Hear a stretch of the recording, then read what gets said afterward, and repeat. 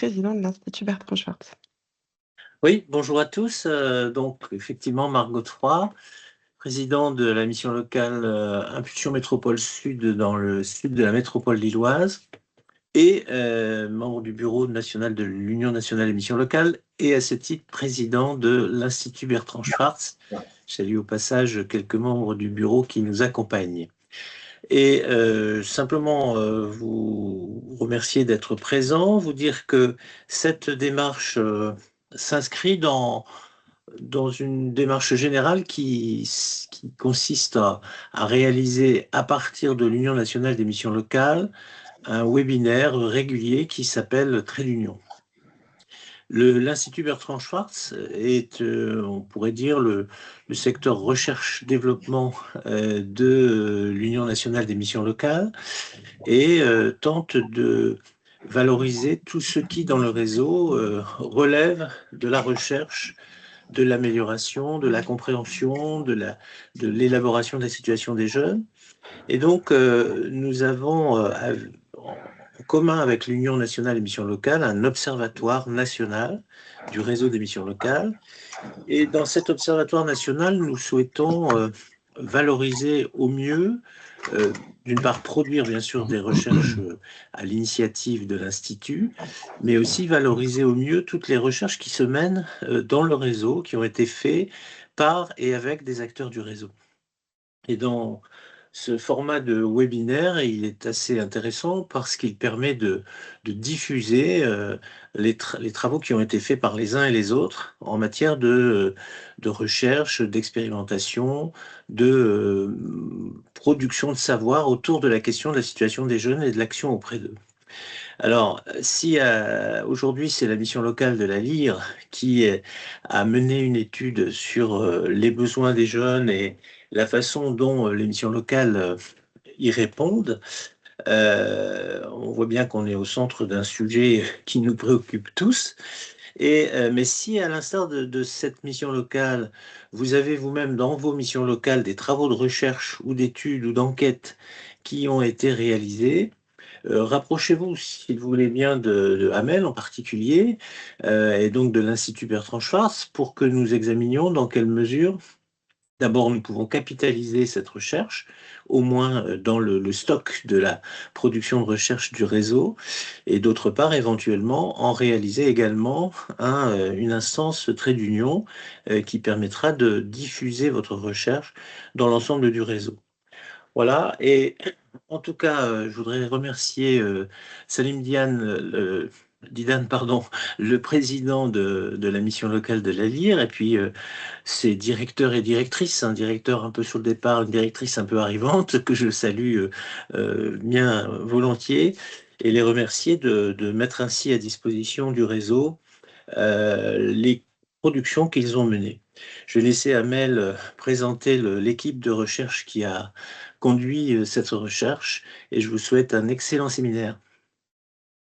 Merci Marc. Alors oui, effectivement, aujourd'hui, nous avons deux personnalités du monde de la recherche. Anne Fretel, qui est économiste et maître de conférences à l'Université Paris 8, et Nicolas Farvac, socio-économiste et directeur du pôle recherche et études du cabinet Orseux, qui ont mené une étude ensemble et avec la mission locale de la LIR, dont la directrice Yves Luligal prendra la parole tout à l'heure, Laurent Gaillourdet, qui en est le directeur, et Salim Didan, qui est directeur du MRJC Jeunes Ruraux et également président de la mission locale de la LIR, à qui je passe la parole maintenant.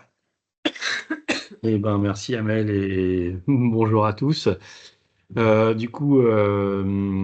vais, moi, pour introduire la présentation de l'ensemble de l'équipe, vous donner juste quelques éléments sur le territoire de la mission locale et pourquoi on s'est lancé dans ce travail avec le monde de la recherche.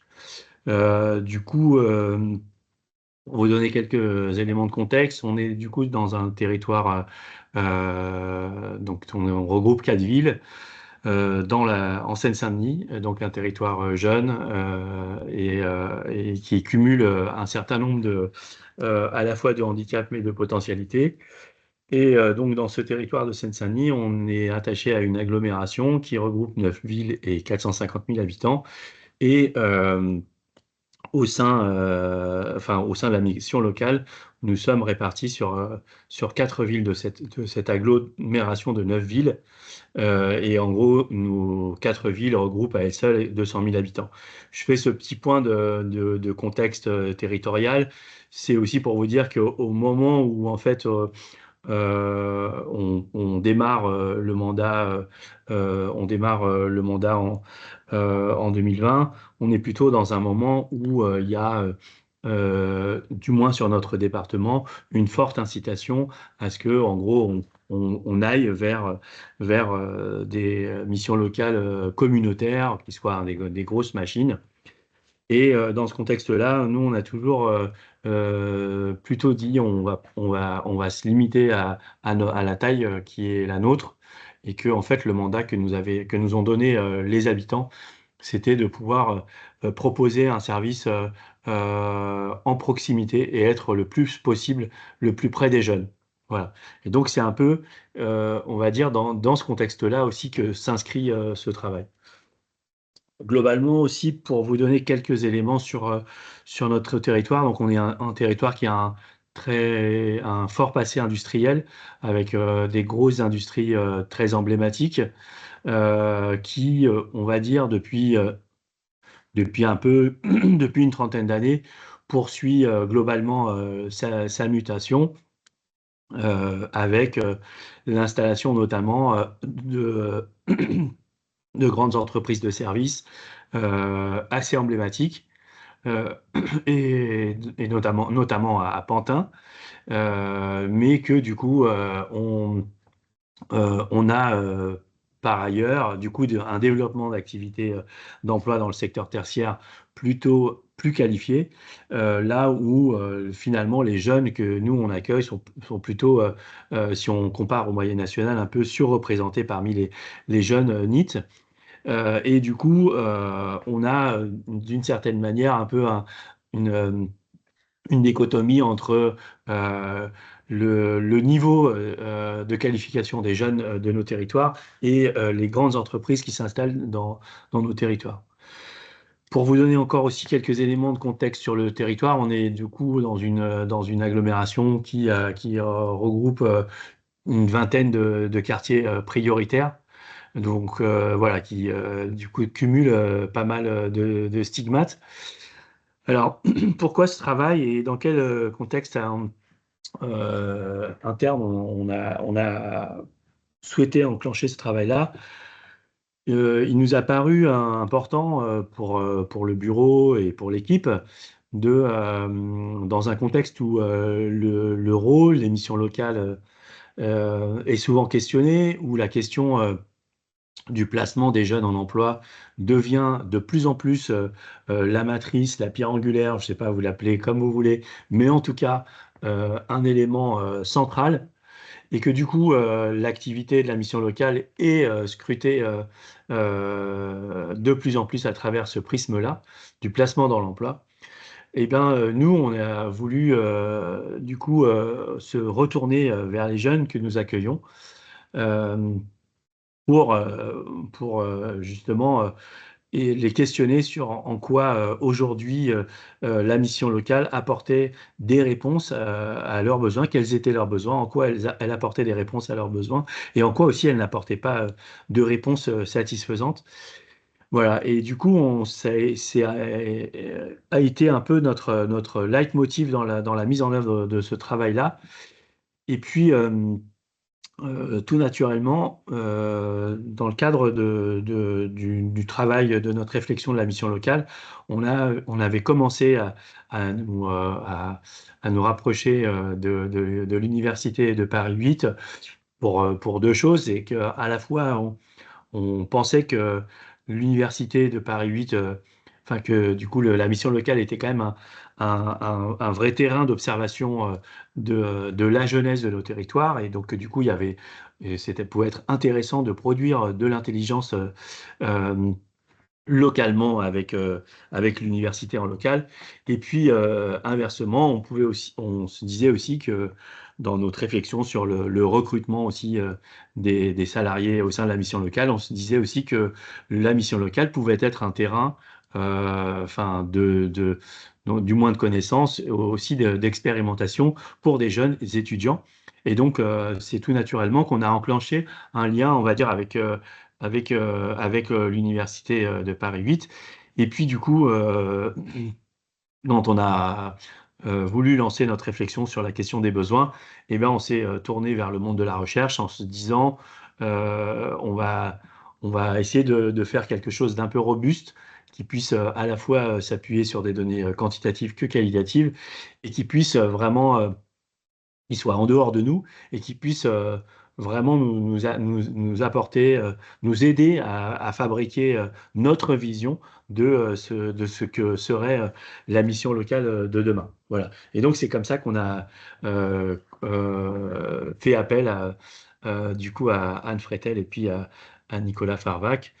Mais du coup, peut-être aussi vous donner des éléments sur le contexte de démarrage. Je vais donner la parole à Laurent, peut-être qui vous redonnera aussi quelques éléments de comment ça s'inscrit aussi dans le temps. Merci Salim. Oui, comme l'a dit Amel au démarrage, écoutez, déjà je voudrais vous saluer tous les participants.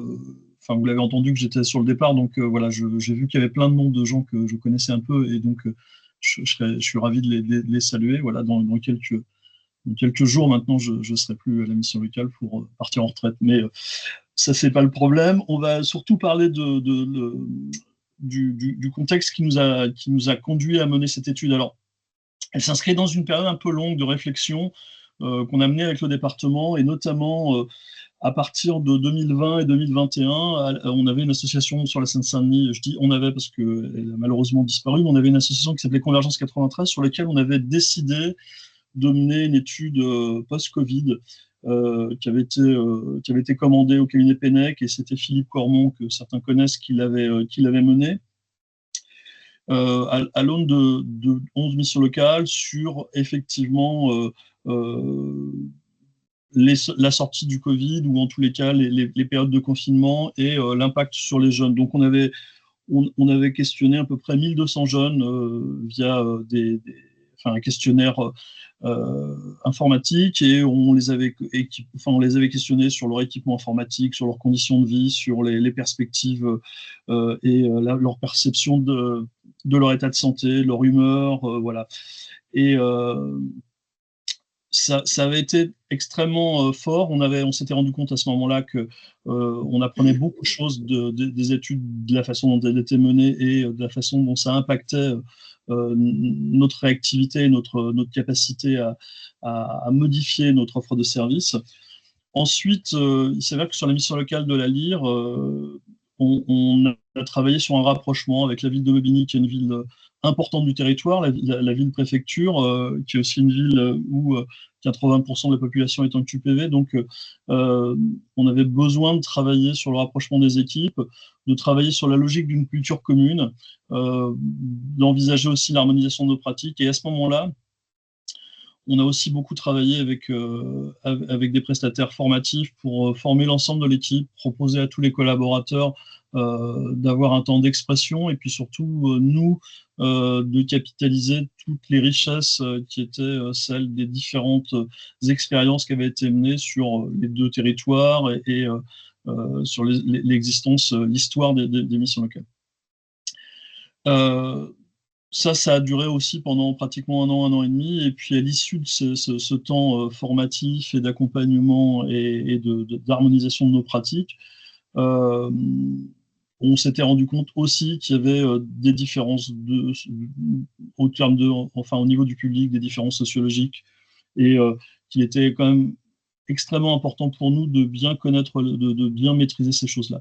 Et puis, dans les discussions qu'on mène régulièrement au niveau du bureau, on s'est rapidement dit qu'il était important qu'on soit accompagné pour connaître les besoins, les attentes des jeunes à l'aune de générations qui évoluent perpétuellement, et puis en parallèle avec des injonctions dans nos modes d'organisation qui sont quand même très, très cadrées.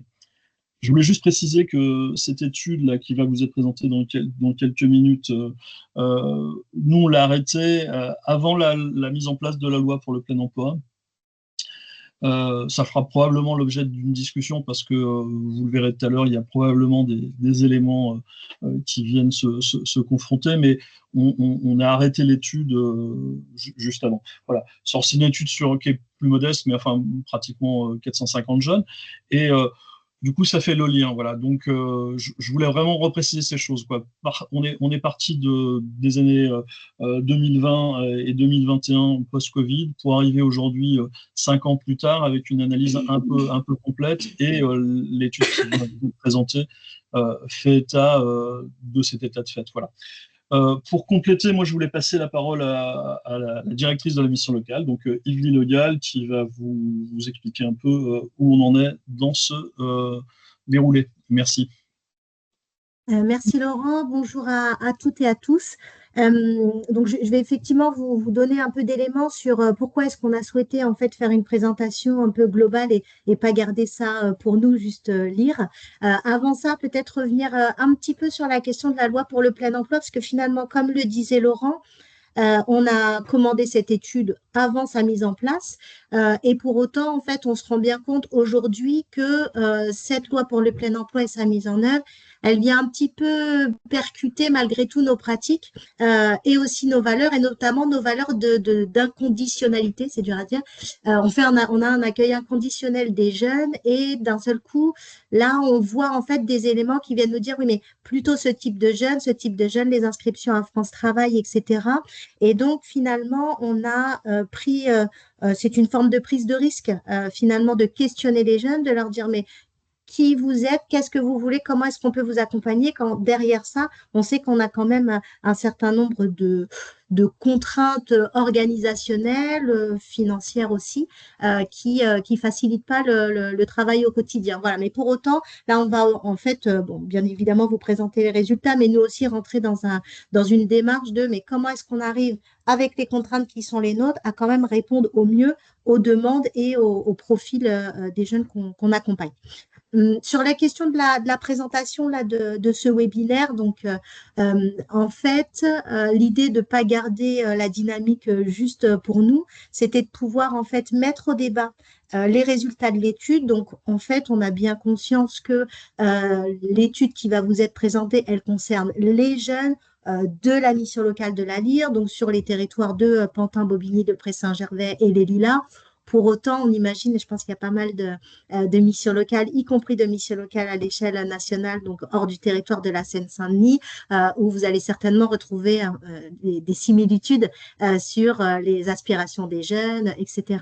Donc l'idée, en fait, pour nous, c'était de se dire, de le mettre au débat, en fait, au niveau du réseau notamment, pour se dire mais comment est-ce qu'on s'adapte aux nouvelles jeunesses, parce qu'il y a les jeunesses sont plurielles, et comment est-ce qu'on arrive à partager nos expériences, puisque je pense que ces préoccupations, on les a tous, et on a tous en fait peut-être un petit bout de la solution, et comment on arrive à mettre ces solutions en commun.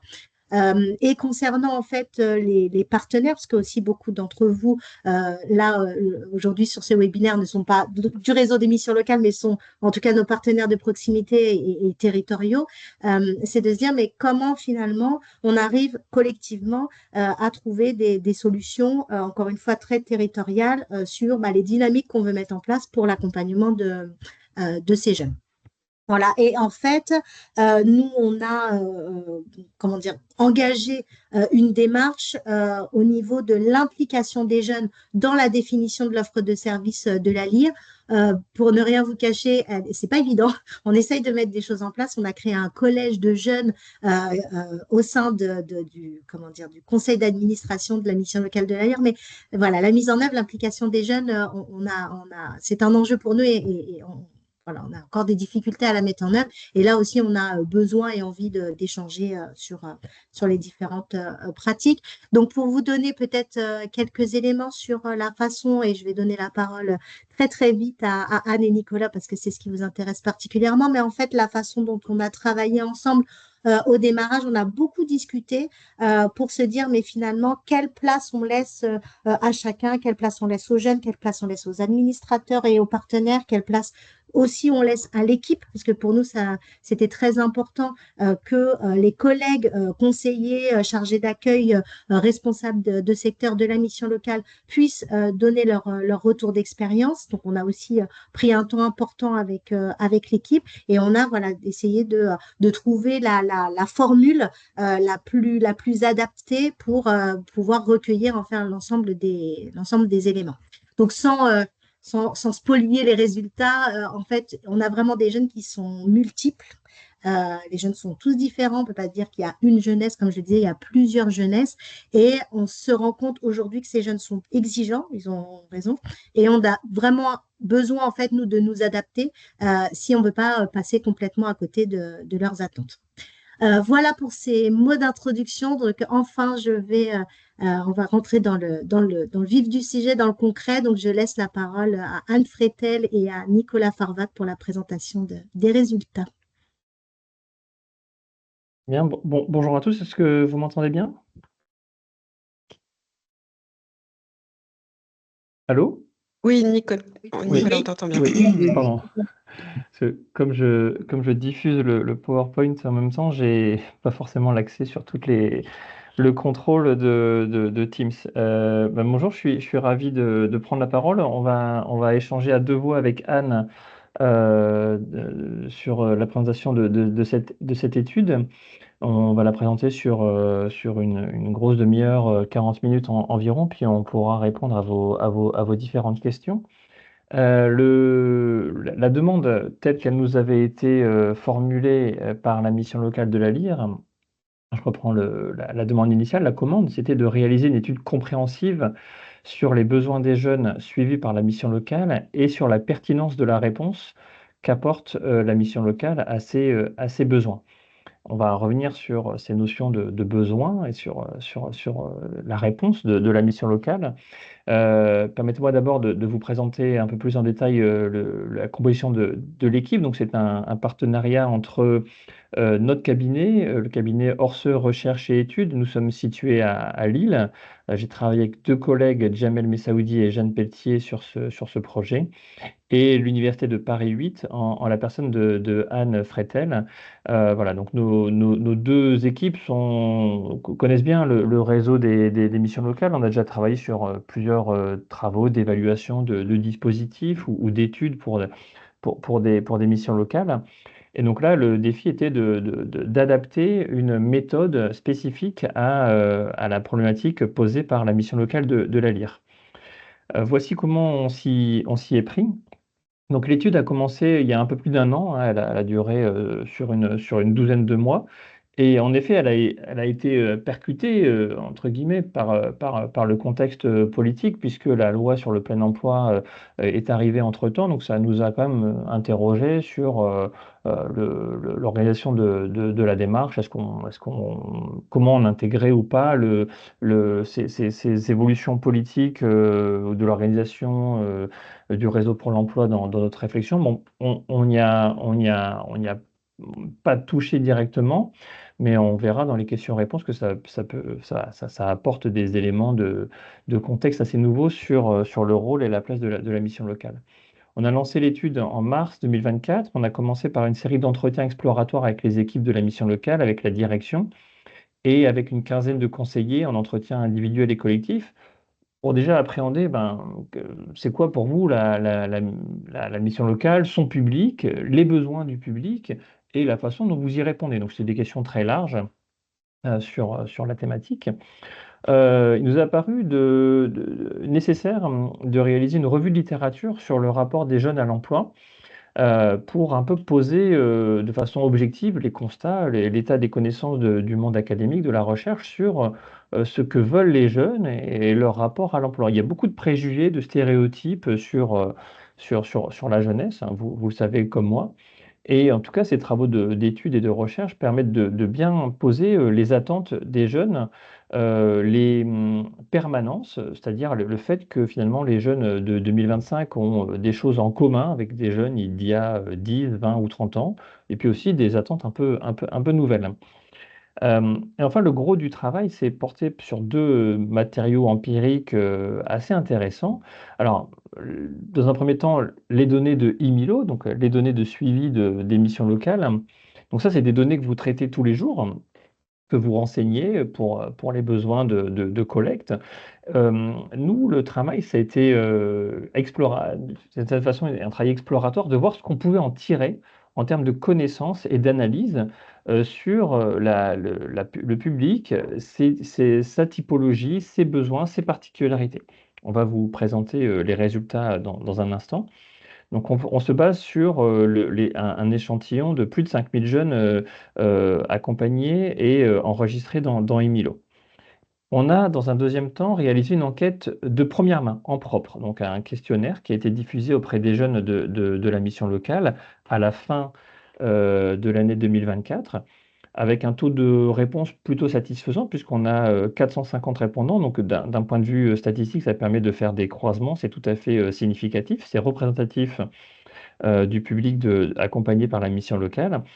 Et donc, ce questionnaire, il permet de poser des questions complémentaires, supplémentaires, qui ne sont pas directement posées dans Emilo.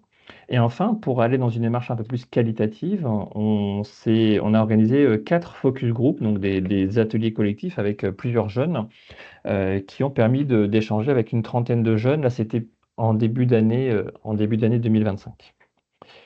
Je vais passer la parole à Jeanne pour le premier temps de notre présentation. Bonjour à toutes et tous. Donc, on va commencer par un focus un peu transversal sur ce qui est commun, ce qui est ressorti comme étant commun pour les différents jeunes concernant leurs attentes vis-à-vis de la mission locale. Premier constat qu'on peut faire, c'est que les jeunes arrivent à la mission locale beaucoup sur le conseil d'amis ou de famille. Et le paradoxe, c'est que cette forme d'arrivée à la mission locale, qu'on pourrait qualifier de bouche à oreille, est en fait souvent associée dans le discours des praticiens comme une démarche volontaire à distance des circuits institutionnels. Mais en fait, quand on interroge les jeunes, cette orientation par la famille ou les amis s'avère souvent vécue comme une obligation ou à minima comme une forme de pression. Et donc, ça pose dès le début la question dans la façon dont le jeune s'engage dans son parcours et le travail que va avoir le conseiller pour faire passer le jeune d'une forme d'injonction à une forme d'adhésion. Deuxième constat aussi assez transversal, c'est que les jeunes trouvent la mission locale accessible, considèrent que les locaux sont accueillants, mais pour autant, peu de jeunes fréquentent la mission locale comme un lieu de vie.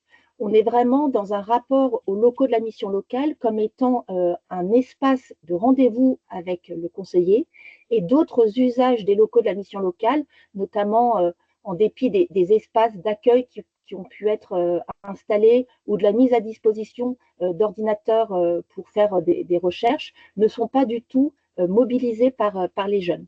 Donc la mission locale est plus vue comme un lieu institutionnel, plus qu'un lieu de vie. Pour autant, c'est une institution qu'on peut qualifier d'une institution chaude, que les jeunes trouvent accueillante, à la différence d'autres institutions qu'ils ont pu nous citer, comme France Travail ou l'école, qui ont été marquées par de mauvaises expériences. Troisième constat aussi assez transverse à l'ensemble des jeunes, une satisfaction générale à l'égard de la mission locale. 96% des jeunes jugent l'accompagnement qui leur a été proposé utile. 80% estiment que leurs conseillers les encouragent et les accompagnent dans leur démarche en leur proposant une forme d'intervention adaptée à leurs attentes. Le lien avec le conseiller est particulièrement valorisé puisqu'on a 7 jeunes sur 10 qui considèrent que le conseiller leur a été indispensable, en reprenant leurs termes, et qu'ils ont une attente forte du maintien de ce lien de proximité qui peut se faire avec le conseiller, avec des conseillers qui sont vus comme étant disponibles, là aussi à distance d'autres institutions comme France Travail, où ils ont l'impression qu'il n'y a pas de contact possible, et en tout cas des contacts qui s'inscrivent avec trop de délais d'attente. Alors pour autant, on se retrouve aussi, et c'est assez générique, sur le fait que l'attente des jeunes est aussi mêlée d'une forme de relation de guichet, puisque les jeunes valorisent d'un côté le lien au conseiller, mais en même temps voient la mission locale comme un espace d'accès à des aides multiples, que ce soit des aides à la définition de projets professionnels, des aides financières pour la mobilité, le permis, aides à la formation ou des aides au logement. Et donc là, il y a un risque que la dimension d'aide prenne le pas sur la relation avec le conseiller et finalement qu'on soit dans une relation de guichet avec des jeunes qui sont consommateurs d'aide, ce qui peut du coup générer des formes d'incompréhension dans les parcours que les jeunes suivent à la mission locale, notamment si le jeune n'a pas son aide, avec du coup le jeune qui ne comprend pas la démarche dans laquelle l'engage le conseiller. En termes de demande, majoritairement, on est sur des jeunes qui ont une demande sur le volet professionnel, avec une bonne moitié qui ont une demande en matière d'emploi. Là, on a peu de différences selon le sexe, donc homme-femme. Par contre, on a des différences dans la nature des demandes en fonction de l'âge, et ce sont les plus âgés qui sont les jeunes les plus âgés qui sont demandeurs d'un emploi ou d'une formation, là où les jeunes plus jeunes vont être plutôt dans une demande d'aide à l'élaboration du projet professionnel. Donc, si la demande sur le volet professionnel est majoritaire, on a des demandes importantes sur la dimension de vie sociale, de logement ou de santé, des demandes qui sont loin d'être marginales puisqu'elles concernent de 15 à 30% des jeunes, et particulièrement certains jeunes comme les filles ou les jeunes plus âgés et plus qualifiés. Je vais reprendre la parole pour vous présenter ce que l'on a pu tirer des données de IMILO avec le graphique suivant que l'on va vous expliquer un peu plus en détail. Anne vient de vous donner des données en coupe sur les demandes des jeunes telles qu'elles ont été recensées et retranscrites dans le logiciel IMILO. À partir de ces données, on peut travailler de la façon suivante en essayant d'élaborer une typologie des jeunes de la mission locale. Pour ce faire, on est passé par des traitements statistiques, une analyse factorielle des correspondances et une analyse typologique qui nous donne le résultat suivant. Je ne vais pas rentrer dans les détails statistiques, mais l'analyse factorielle des correspondances permet de rapprocher différentes variables, donc des variables de IMILO, qui ont des proximités, qui sont proches d'un point de vue statistique, qui ont des corrélations. Par exemple, vous voyez sur le schéma qu'il y a derrière que tout en haut, les personnes qui sont hébergées par des amis, c'est une des variables de IMILO, ont aussi une problématique de logement. C'est une corrélation qui paraît naturelle. Et donc, par cette analyse statistique, on rapproche des variables entre elles et puis on peut élaborer des groupes qui ont des proximités, qui représentent un groupe type. Alors, d'un point de vue scientifique, tout groupe type est une construction. Il y a des individus qui échappent à ces groupes types ou qui sont entre deux groupes.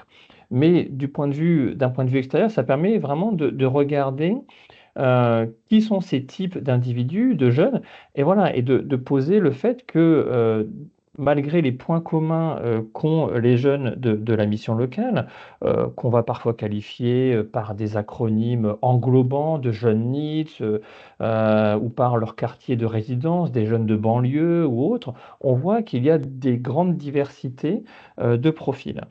On va présenter et 6 profils de la façon, enfin voilà, dans les minutes qui viennent.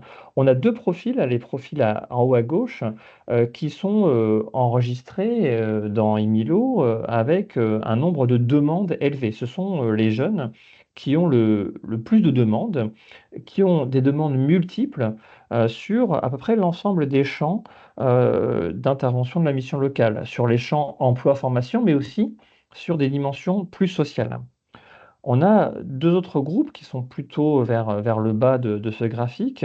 Ce sont les groupes qui vont avoir le moins de demandes finalement, qui vont être les plus passifs, si on peut utiliser cette expression, et leurs demandes, elles vont surtout se concentrer sur les champs emploi-formation. On va détailler ceci dans quelques instants. Et enfin, on a 2 groupes en haut à droite qui représentent un public spécifique de la mission locale. Ce sont des jeunes étrangers et qui ont des besoins à la croisée entre le champ emploi-formation, mais aussi le champ social. Pourtant, ce sont des jeunes qui, dans les données de suivi IMILO, présentent un faible taux de demande enregistrée en tant que tel.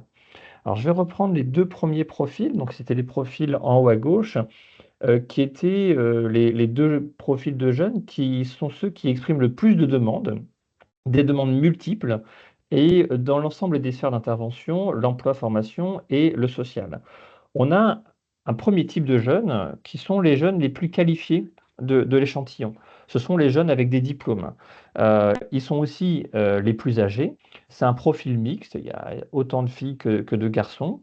Ce sont des jeunes qui ont le plus souvent le permis de conduire, qui sont inscrits chez France Travail, qui vivent la plupart du temps chez les parents. Donc, ce n'est pas tous les jeunes de ce groupe qui vivent chez leurs parents ou qui ont le permis de conduire, mais en moyenne, on a significativement plus de jeunes qui ont le permis, qui sont inscrits chez France Travail et qui vivent chez leurs parents.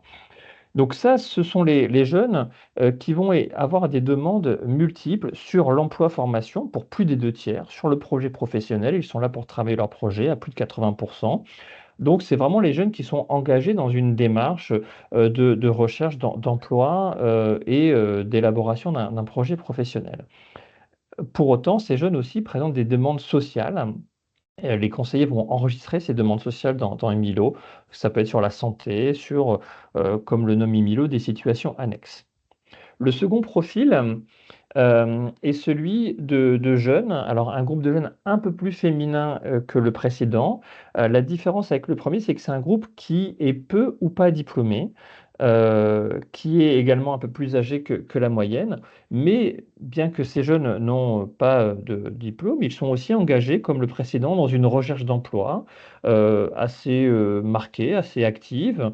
C'est un groupe moitié de nationalité française, moitié d'origine étrangère, enfin pardon, moitié de nationalité étrangère, euh, qui a eu des expériences d'emploi, qui est plus âgé que la moyenne, mais qui n'a pas le permis, qui est inscrit à France Travail, qui est en logement autonome pour 1 tiers.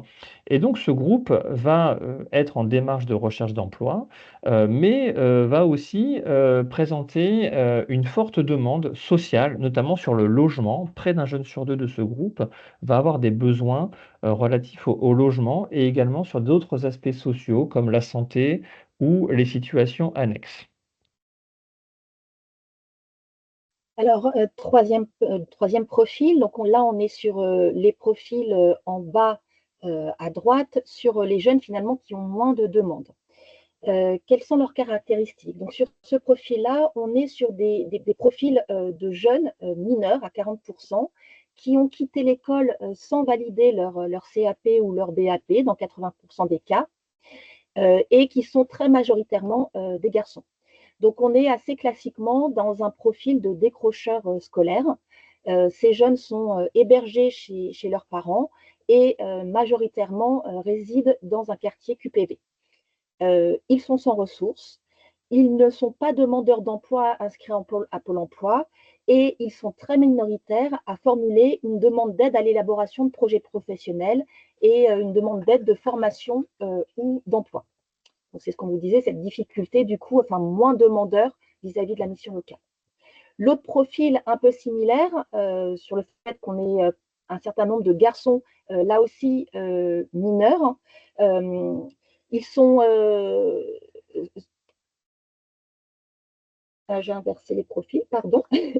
Donc, c'était le profil précédent, Nicolas, je l'ai fait dans le mauvais sens, excuse-moi. Okay, voilà. Donc voilà, ce profil-là, on est sur des jeunes de 18 à 22 ans, eux qui ont validé leur CAP, mais sans pour aller autant au-delà, qui sont des garçons et qui déclarent régulièrement une problématique de logement sans pour autant formuler une demande sur cette dimension. Et leur demande porte avant tout sur l'élaboration d'un projet professionnel sans forcément aller jusqu'à une demande en matière d'emploi ou de formation. Et donc, le groupe d'après, le groupe F, voilà, ce sont plutôt les publics décrocheurs qui formulent peu de demandes sur à peu près toutes les dimensions. Le dernier groupe, qui était en haut à droite du graphique, qui sont les publics assez spécifiques au territoire de la mission locale de la LIR, qui sont les mineurs, ou majeurs d'ailleurs, d'origine étrangère. Donc pour ce groupe-là, qui représente 9% des publics de la mission locale, on est sur des garçons de nationalité étrangère avec des problématiques de logement puisqu'ils sont hébergés en foyer, en hôtel ou n'ont pas du tout de solution d'hébergement. Et pour autant, ce n'est pas la problématique qu'ils vont déclarer aux conseillers, ce n'est pas là-dessus qu'ils vont faire une demande. Ils sont la plupart du temps sans diplôme, pas inscrits au sein de France Travail. Et on est sur une demande qui est essentiellement une demande concernant l'élaboration d'un projet professionnel ou d'une formation. L'autre groupe d'étrangers, c'est là aussi 13% du public de la mission locale. On est sur des jeunes majeurs cette fois, donc plus âgés, à 90% de nationalité étrangère. Ils disposent de très peu de ressources.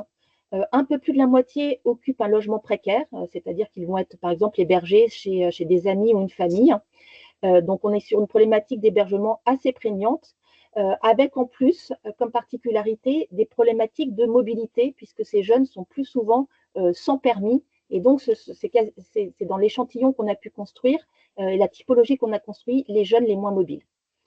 Là aussi, ils n'ont pas d'autres rapports à des institutions comme France Travail, puisqu'ils ne sont pas inscrits comme demandeurs d'emploi. Et leur demande, même s'il y a une problématique logement forte et une problématique de mobilité, se fait majoritairement sur la question de l'élaboration du projet professionnel et une demande de formation. Alors, qu'est-ce qu'on peut mettre un peu comme perspective sur ce premier temps où on a essayé de souligner à la fois les éléments transversaux à l'ensemble des jeunes accueillis par la mission locale et puis ces enjeux de groupe. Première chose à dire, c'est qu'on a travaillé à partir d'Emilo. Et évidemment, Emilo est une base administrative, ce n'est pas une base statistique, et donc comporte un certain nombre de biais, puisque les données saisies dans Emilo dépendent directement des pratiques de saisie des conseillers, et on sait que ces pratiques sont variables. Et on vous parle de demande des jeunes, mais finalement, c'est une demande qui est intermédiée par Emilo, puisque c'est la demande des jeunes telle que l'a saisie le conseiller. Donc, on ne va pas directement sur la demande des jeunes. Pour autant, comme on est sur un échantillon de plus de 5000 jeunes, on considère que les biais de saisie et disparité de saisie sont quand même limités et que par ailleurs, au-delà de cette analyse statistique d'Emilo, les constats qu'on peut faire sont cohérents avec les autres investigations qu'on a réalisées, donc l'enquête spécifique auprès de 450 jeunes et puis les entretiens avec les conseillers et le travail en focus group. Il nous semble que sur ces demandes adressées par les jeunes à la mission locale, il y a deux grands constats qui ressortent. On est sur une mission locale qui est inscrite dans son territoire et qui du coup fait face à un public spécifique qui est le public des MNA, donc des mineurs non accompagnés. Et ce qu'on voit à travers notre typologie, c'est que derrière la notion de jeunes, on a en fait des groupes assez variés et des besoins spécifiques. L'autre élément qui nous paraît important de souligner, c'est la complexité des demandes exprimées par les jeunes. On est sur des demandes qui ne sont pas spontanées, elles sont souvent contraintes, c'est ce qu'on disait sur cette entrée par la mission locale qui se fait par le bouche à oreille, mais un bouche à oreille contraint. Et donc, il y a un vrai enjeu pour le conseiller d'être dans une capacité à générer l'adhésion du jeune. L'autre élément qui nous paraît important de souligner, c'est qu'on est sur des demandes multiples. Les jeunes ne sont pas « je demande ça, puis ça, c'est une sorte de package. Notamment, on avait fait un travail de post-it dans les focus group en disant c'est quoi vos demandes, et on avait en fait des groupes de 4-5 possibles d'un coup sur toutes les demandes adressées à la mission locale. Et donc, ça peut du coup, ces demandes sont multiples et en plus, elles peuvent être en décalage avec la situation vécue des jeunes. On a vu que pour un certain nombre de groupes, il y a des problématiques fortes de logement, mais ce n'est pas là-dessus que les jeunes formulent une demande. Et donc là aussi, il y a tout un enjeu pour le conseiller à pouvoir prioriser les enjeux, réinterpréter la demande du jeune avec ce risque, du coup, que le jeune n'adhère pas aux propositions qui sont faites, puisque c'est en décalage avec sa demande, et que les jeunes peuvent être dans une attente de rapidité de la réponse. Et donc, il y a tout un travail pour les conseillers à agir sur la représentation que le jeune se fait de sa situation et pouvoir proposer une autre temporalité d'intervention pour que le conseiller soit en capacité d'agir. On va passer à la deuxième partie de cette présentation qui comporte deux parties. Donc, la deuxième temps, après la question des besoins, qui était le premier temps, le sujet des réponses. Quelles sont les réponses apportées par la mission locale? Face à cette demande, quelles sont les réponses? Et on va utiliser encore les données de IMILO, mais aussi on va apporter des éclairages avec les données d'enquête, les entretiens et les données de questionnaires que nous avons réalisés auprès des jeunes, auprès de 450 jeunes. Là, je vais me baser sur ce questionnaire. Et comme l'a dit Anne, le questionnaire converge avec les résultats tirés de IMILO sur la pluralité des réponses apportées par la mission locale en réponse à la pluralité des besoins exprimés par les jeunes. Alors, on avait posé une question simple: de quelles aides avez-vous bénéficié depuis que vous êtes à la mission locale? On avait utilisé le terme aide pour avoir un terme suffisamment large et compréhensible. Et on avait proposé les items suivants dans un questionnaire. Donc, on voit que beaucoup d'aides sont utilisées. On voit que les aides matérielles et les aides sur l'emploi et la formation, donc des aides en matière d'accompagnement, ont une importance égale. La première aide citée par les jeunes, et ça renvoie à la notion de guichet, à la relation de guichet qui était exprimée tout à l'heure par Anne, la première aide, c'est une aide financière. La moitié des jeunes qui ont répondu à une questionnaire disent qu'ils ont bénéficié d'une aide financière par la mission locale. Puis, ils ont bénéficié d'une aide pour l'emploi. Donc là, c'est plutôt une aide en matière d'accompagnement. Puis, des aides pour passer le permis de conduire. Donc là, on est encore sur des aides financières. Ensuite, les aides pour trouver une formation, un apprentissage, des aides sur les démarches administratives, etc. Donc, ce qu'on a mis en bleu, c'est des aides assez classiques, à la fois d'accompagnement et à la fois financières. Là, on a vraiment le gros bloc des aides. Suivent ensuite un certain nombre d'aides qui ne sont pas enregistrées en tant que telles dans IMILO. Là, c'est nous qui les avons proposées.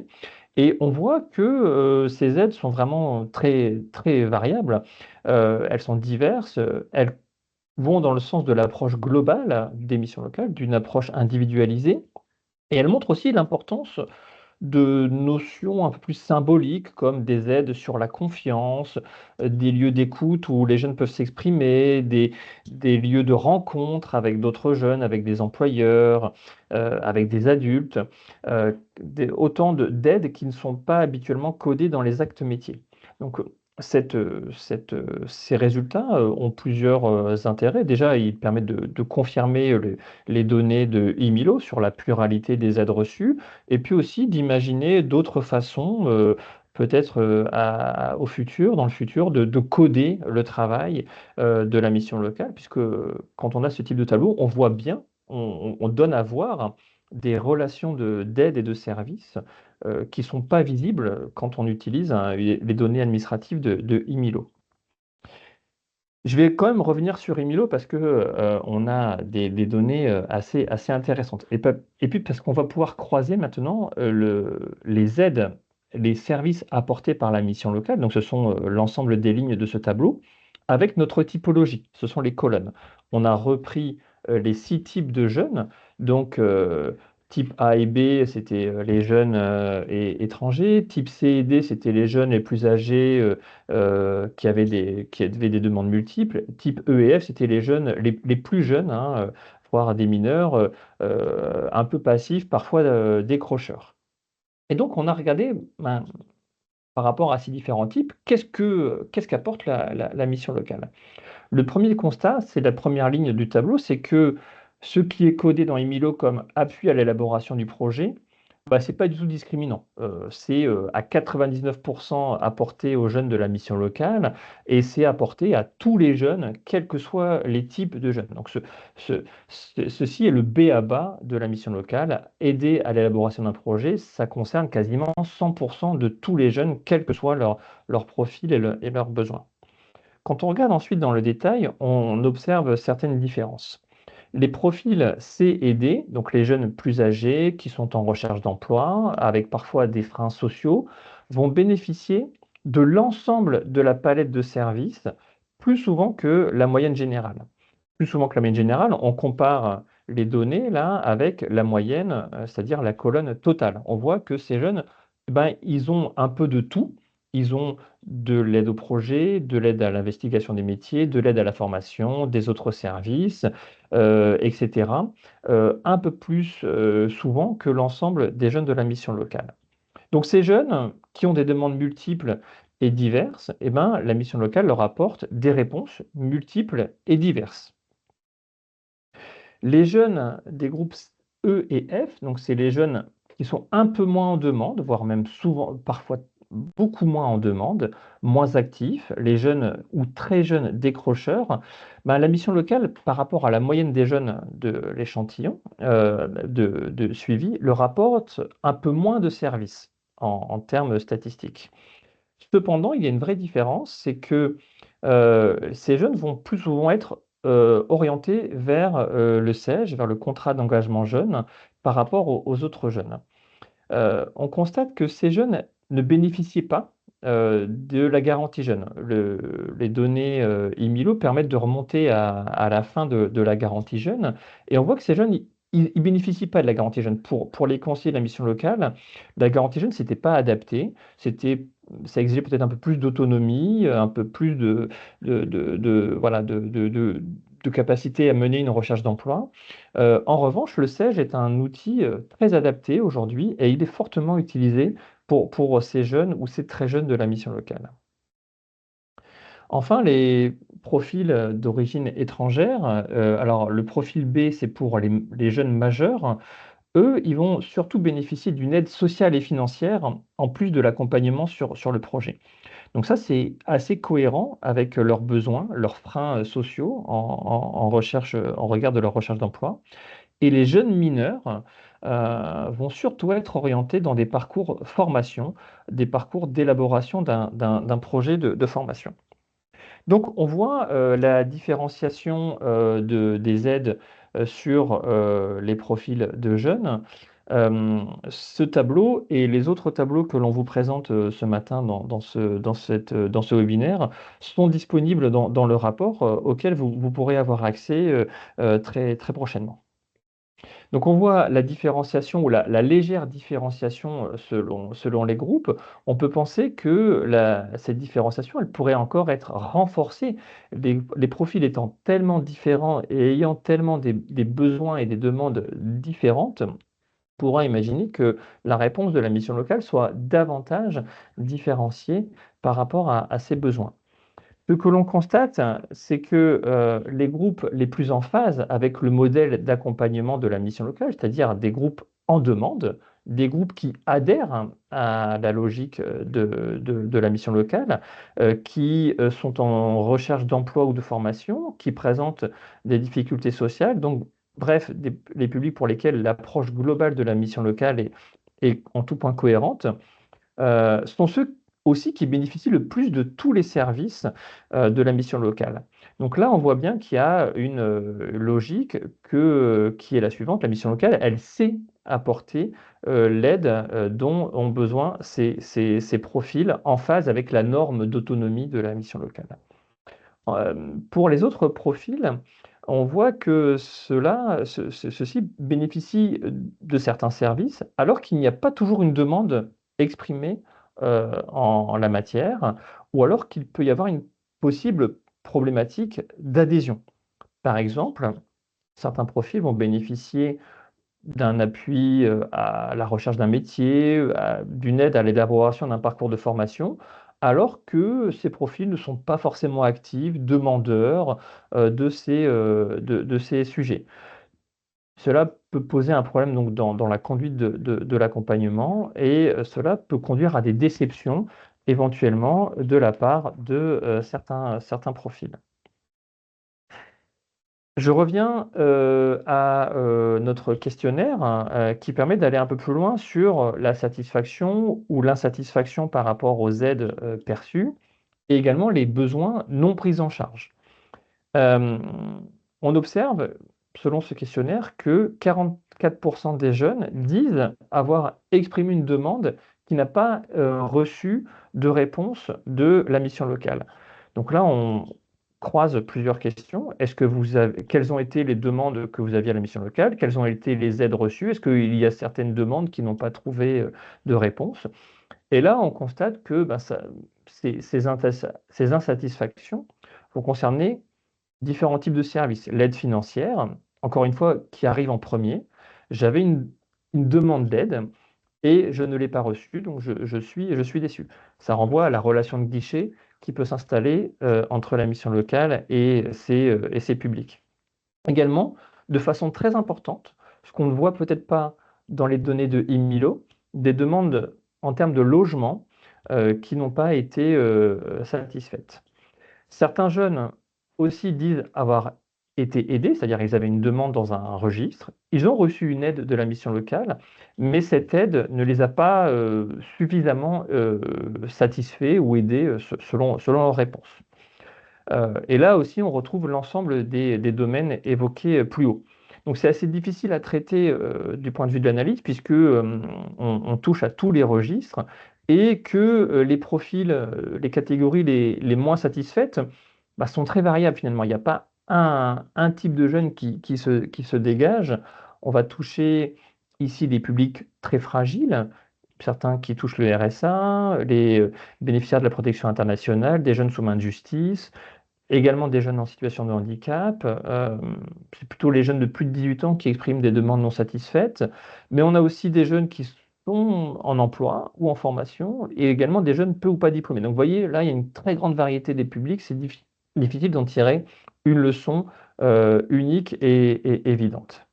Enfin, et je m'arrêterai là-dessus, une partie souhaite plus de contacts et une meilleure prise en compte des besoins. Alors, si on met la réponse en perspective avec ce que ça dit des pratiques d'accompagnement et sur le fait qu'on pourrait finalement s'étonner d'une réponse relativement homogène qui est adressée aux jeunes. On peut voir le verre à moitié plein en considérant que, indépendamment des outils, en fait, le conseiller cherche avant tout à remobiliser le jeune. Et donc, finalement, quel que soit l'outil, c'est d'abord le travail d'accompagnement qui va nouer avec le jeune qui importe, avec des jeunes finalement qui n'expriment pas forcément de demande. Et l'enjeu est avant tout un enjeu de remobilisation du jeune, avec cette difficulté que comme le jeune n'a pas de demande, a une difficulté à être mobilisé, quelle va être la réception qu'il peut avoir de la façon dont le conseiller va essayer de susciter son adhésion. L'autre possibilité, c'est de regarder du coup le verre à moitié vide et de voir dans la pratique des conseillers une forme d'automaticité de service sans adhésion préalable du jeune, avec là du coup le risque d'un accompagnement qui pourrait être creux ou efficace. En tout cas, ce qu'on voit, c'est qu'il y a un cœur de métier de la mission locale qui s'est affirmé et évidemment qui est en lien avec toutes les réorientations et la transformation de l'offre de services des missions locales, bien indépendamment du cas de la mission locale de la LIR, qui est une offre de services adaptée aux publics qui sont sur une démarche d'insertion professionnelle, avec là une mission locale qui sait faire, qui a les outils pour faire et qui sait quoi leur proposer. Sur le volet des demandes plus sociales qui s'avèrent vitales pour réussir une dynamique d'accompagnement global et un accompagnement individualisé, on voit que là, la mission locale est plus en difficulté dans sa capacité réelle à agir et que là aussi, c'est peut-être par manque d'outils et par dépendance à un certain nombre de partenariats. Or, on sait que les partenariats sont instables, peuvent être différents d'un endroit à l'autre. Quand Salim Didan présentait ce qu'est la mission locale de la LIR, il indiquait que c'est une mission locale qui est sur 4 villes. Et sur 4 villes, il n'y a pas forcément les mêmes offres de services de la part des partenaires. On est sur des partenaires avec lesquels le dialogue n'est pas toujours simple, qui n'ont pas forcément une vue très fine de ce que peut faire la mission locale. Notamment, il y a un conseiller qui nous disait que le problème, c'est des partenaires qui disent aux jeunes, je cite, va à la mission locale, ils vont financer ta formation, ils vont te trouver un logement. Et donc, les partenaires n'ont pas la bonne information sur ce que la mission locale est en capacité de faire. Et il y a tout un enjeu de travailler la représentation que les partenaires ont de la mission locale.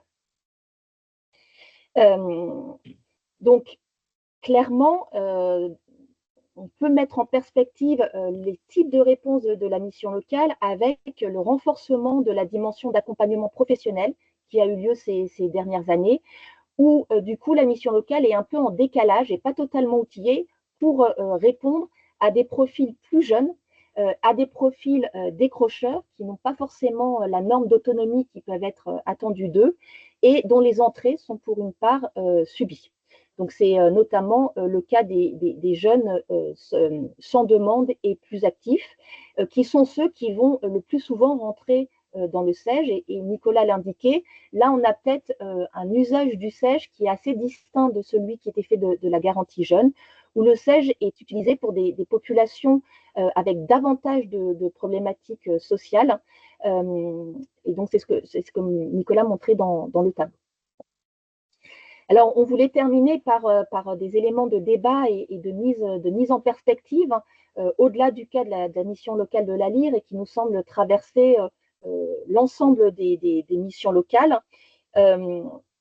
Sur premier point, le fait que, évidemment, les conseillers accompagnent sur la base des outils qu'on leur donne et qu'il y a eu un renforcement de l'ancrage des dispositifs au sein des missions locales qui sont devenus assez centraux dans l'outillage des conseillers.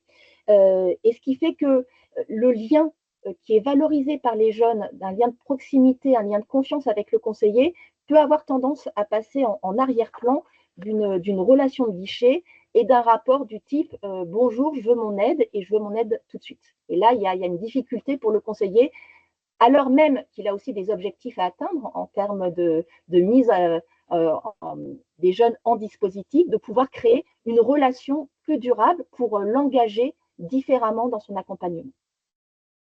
Ce qu'il nous semble aussi met en avant cette étude et les questionnements qu'elle pose, c'est les enjeux à réfléchir à une déclinaison de l'offre de services par typologie de jeunes. Et sans doute qu'il y aurait des choses à affiner à la fois sur le type d'intervention plus centré emploi et les types d'intervention plus centrés sur les champs sociaux. Sur le volet emploi, on a vu que c'est les jeunes les plus proches de l'emploi qui bénéficient de la densité de services la plus importante de la part de la mission locale. Mais on est parfois sur une entrée emploi qui est contrainte, où finalement les jeunes vont plus être en demande d'une expérience professionnelle qui soit profitable pour eux, qui puisse leur redonner confiance, qu'une dynamique de placement sur des métiers en tension. Et on sait bien que c'est souvent la tension dans laquelle peut être prise le conseiller. Et du coup, là, il y a un vrai enjeu à ce que dans la dynamique d'emploi, une autre relation avec les entreprises puisse être développée. Et notamment, ce qui nous a surpris, c'est que finalement, et on n'en avait pas parlé jusqu'à maintenant, les entreprises sont les grandes absentes de l'accompagnement. Elles sont très peu évoquées dans les entretiens à la fois avec les jeunes, mais aussi dans les entretiens avec les conseillers. Et donc, elles semblent relativement lointaines au champ d'action de la mission locale. Et cette dynamique expérientielle, du coup, suppose de construire une autre forme de partenariat avec les entreprises pour qu'elles puissent offrir des situations de travail qualifiantes.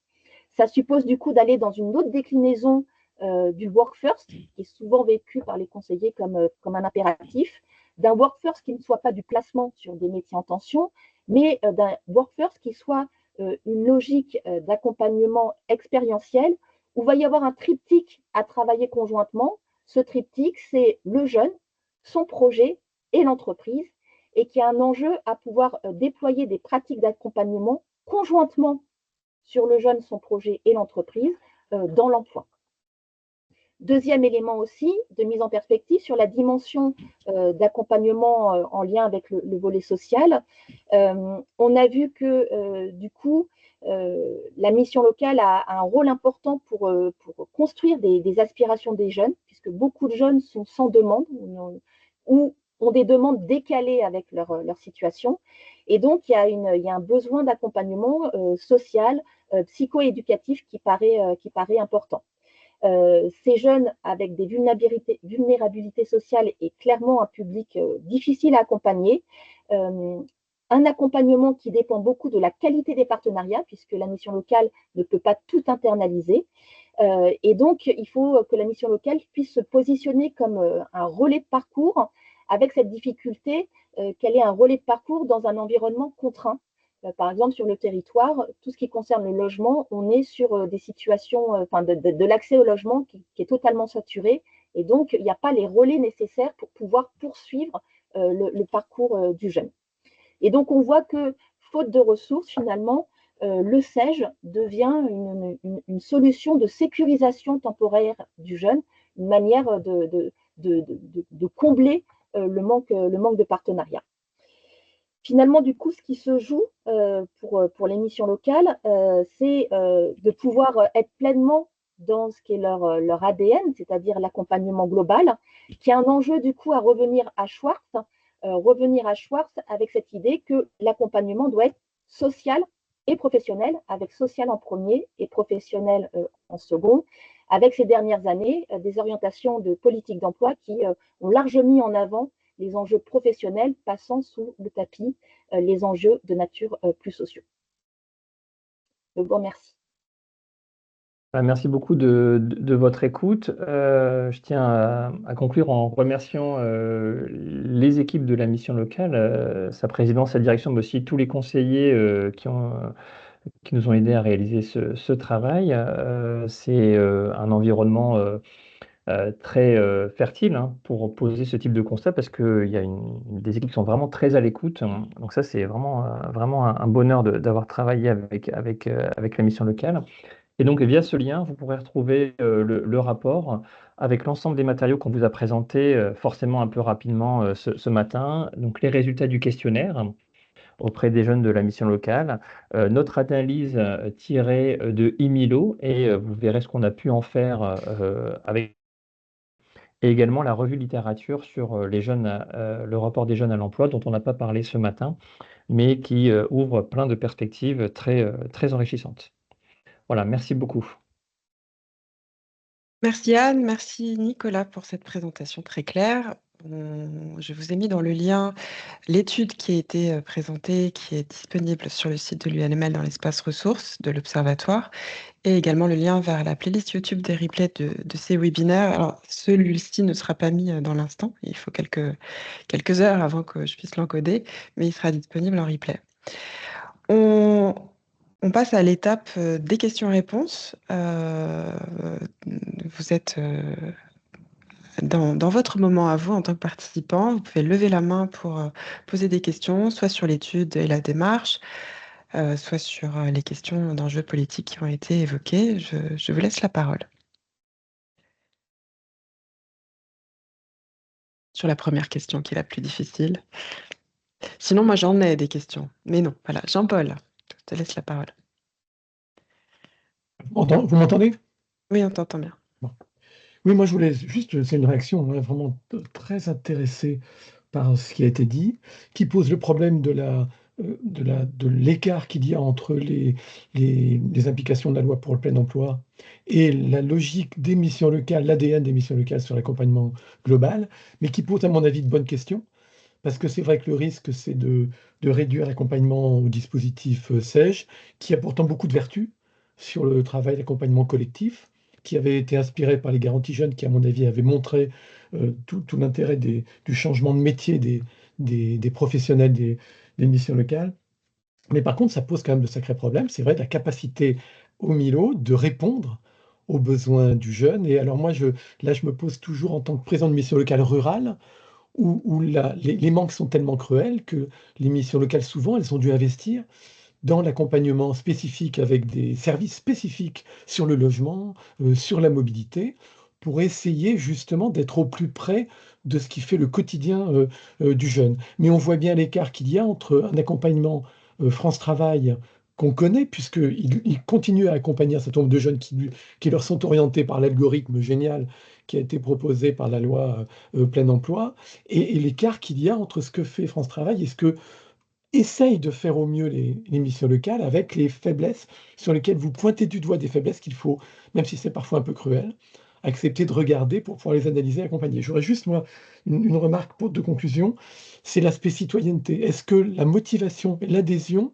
ne passent pas par un vrai travail que propose aussi justement la réflexion au sein de l'UNML et de l'Institut Bertrand Schwartz sur la problématique de l'engagement citoyen, c'est-à-dire faire de ces jeunes des acteurs de leur propre devenir, pour les accompagner dans leur prise de conscience de leur rôle et donc de leur motivation. C'est-à-dire en fait un volet qui n'est pas du tout abordé par la loi plein emploi, bien sûr, mais qui devrait permettre de développer l'ADN des missions locales au service des jeunes et de la société.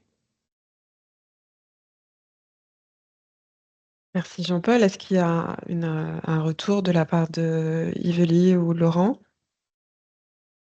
Oui, peut-être sur la question, je vous remercie, hein, sur la question de la citoyenneté. La loi pour le plein emploi, elle engage normalement à questionner les bénéficiaires sur ce qu'on leur propose. Et en fait, nous, c'est vraiment un aspect qui a été beaucoup mis de côté parce que sous le couvert de oui, mais bon, les jeunes, c'est compliqué, on leur demande de s'investir, ils sont pas là, ils nous disent pas, etc. Et nous, en fait, c'est un sujet à la lire, en tout cas, sur lequel on souhaite pas faire l'impasse. Et en tout cas, s'assurer que tout ce qu'on va essayer de mettre en place, ça puisse être concerté avec les jeunes. Là où on est plus en difficulté, c'est le comment. C'est-à-dire qu'en fait, on a déjà, alors on a, comme je le disais en préambule, on a créé un collège de jeunes au sein du conseil d'administration, mais une fois qu'administrativement c'est fait, il faut arriver à le faire vivre. Mais je vois passer, je pense qu'il y a des missions locales qui ont réussi soit via des podcasts ou des conseils de jeunes, etc., à mettre des choses en place. Et je pense qu'on a tout intérêt, et là je parle plutôt au niveau du réseau, à mettre l'accent sur ces initiatives qui permettent de donner la parole aux jeunes et qui pourront peut-être nous aider à bouger un peu nos lignes. Mais je suis d'accord avec vous, la question de la citoyenneté me semble centrale. Si Merci. je peux rebondir sur un point, Amel. Alors, c'est Anne qui parle? Oui, Pardon. oui. Oui, bien sûr.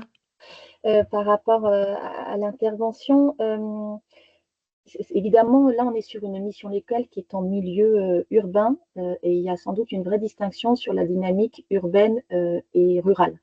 Et en lien avec des travaux que je suis en train de mener sur territoire zéro chômeur, ce que vous dites, c'est aussi par manque d'acteurs, on développe une offre de services spécifique, qui est sans doute un levier beaucoup plus facilement mobilisable dans le rural, par manque d'acteurs en général, ce qui permet du coup d'aller chercher des financements. Et dans un milieu urbain où il y a déjà beaucoup d'acteurs, des courses au financement, cette possibilité pour la mission locale est sans doute plus réduite. Et dans les travaux que je mène sur territoire zéro chômeur, on voit aussi que territoire zéro chômeur en milieu urbain, en milieu rural, est utilisé comme une façon de combler les interstices d'un service public de l'emploi qui est finalement pas toujours là, qui permet du coup d'avoir une offre un peu sur mesure et que l'usage de territoire zéro chômeur en milieu urbain est plus compliqué avec des formes de mise en concurrence. Et donc là, voilà, ça la dimension rurale, urbain est un enjeu important qui n'a pas du tout été évoqué dans l'étude. Salim, merci Anne. Salim, c'est pour rebondir sur ce même sujet? Oui, alors moi, il va. pardon.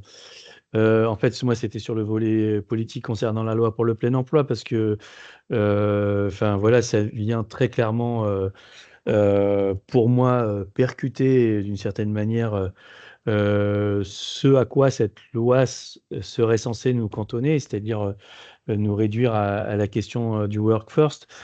Et je crois, nous, en tout cas, on s'est beaucoup, on a été assez sensible à la tribune qui a été faite par le conseil d'administration de l'Institut Bertrand Schwartz, et qui est le point d'alerte. On avait fait une tribune similaire sur notre territoire, parce que effectivement, il y a un vrai, il y a du coup vraiment quelque chose à poser en partant des besoins des jeunes sur la mission et les attendus en direction de la mission locale dans ce contexte de la loi pour le plein emploi qui ne peut pas être réduit à cette question du work first. Merci Salim. J'ai une autre question de Kadjidia Doucouré. Bonjour, merci Khadija Doucouré, directrice de la Miège, donc directrice de l'autre partie du territoire d'Est Ensemble. Je tenais d'abord à remercier vraiment la direction et le président de la LIR pour la qualité de cette étude et aux chercheurs. Vraiment, moi, je n'arrêtais pas de bondir de ma chaise en disant ouais, c'est exactement ça et ça reflète aussi la réalité, je pense, d'une grande partie des missions locales aujourd'hui. Moi, ce que j'apprécie dans ce retour d'études, c'est tous les aspects qu'Imilo ne fait pas émerger en fait sur la question de la confiance, tout le travail fin qui est porté au quotidien par les conseillers, par les agents d'accueil, mais aussi par la direction sur lequel on n'a pas d'éléments qui permet de laisser avoir en fait le travail d'écoute, d'accompagnement, le travail laborieux, social, qui est effectivement que la loi pour l'emploi met de côté dans l'identité même de la mission locale. Donc pour moi, il y a un enjeu quand même majeur qui sort de tout ça, c'est comment aujourd'hui les missions locales arrivent à reprendre en fait un peu de pouvoir et d'accompagnement sur la partie sociale qui aujourd'hui prend une place très importante finalement dans l'accompagnement du jeune, mais qui n'est pas traduit dans cette loi pour l'emploi. Et je trouve qu'en tout cas, dans le département du 93, on a un vrai enjeu, et je pense à l'échelle même de toutes les missions locales, de faire valoir en fait le rôle et la qualité de l'accompagnement.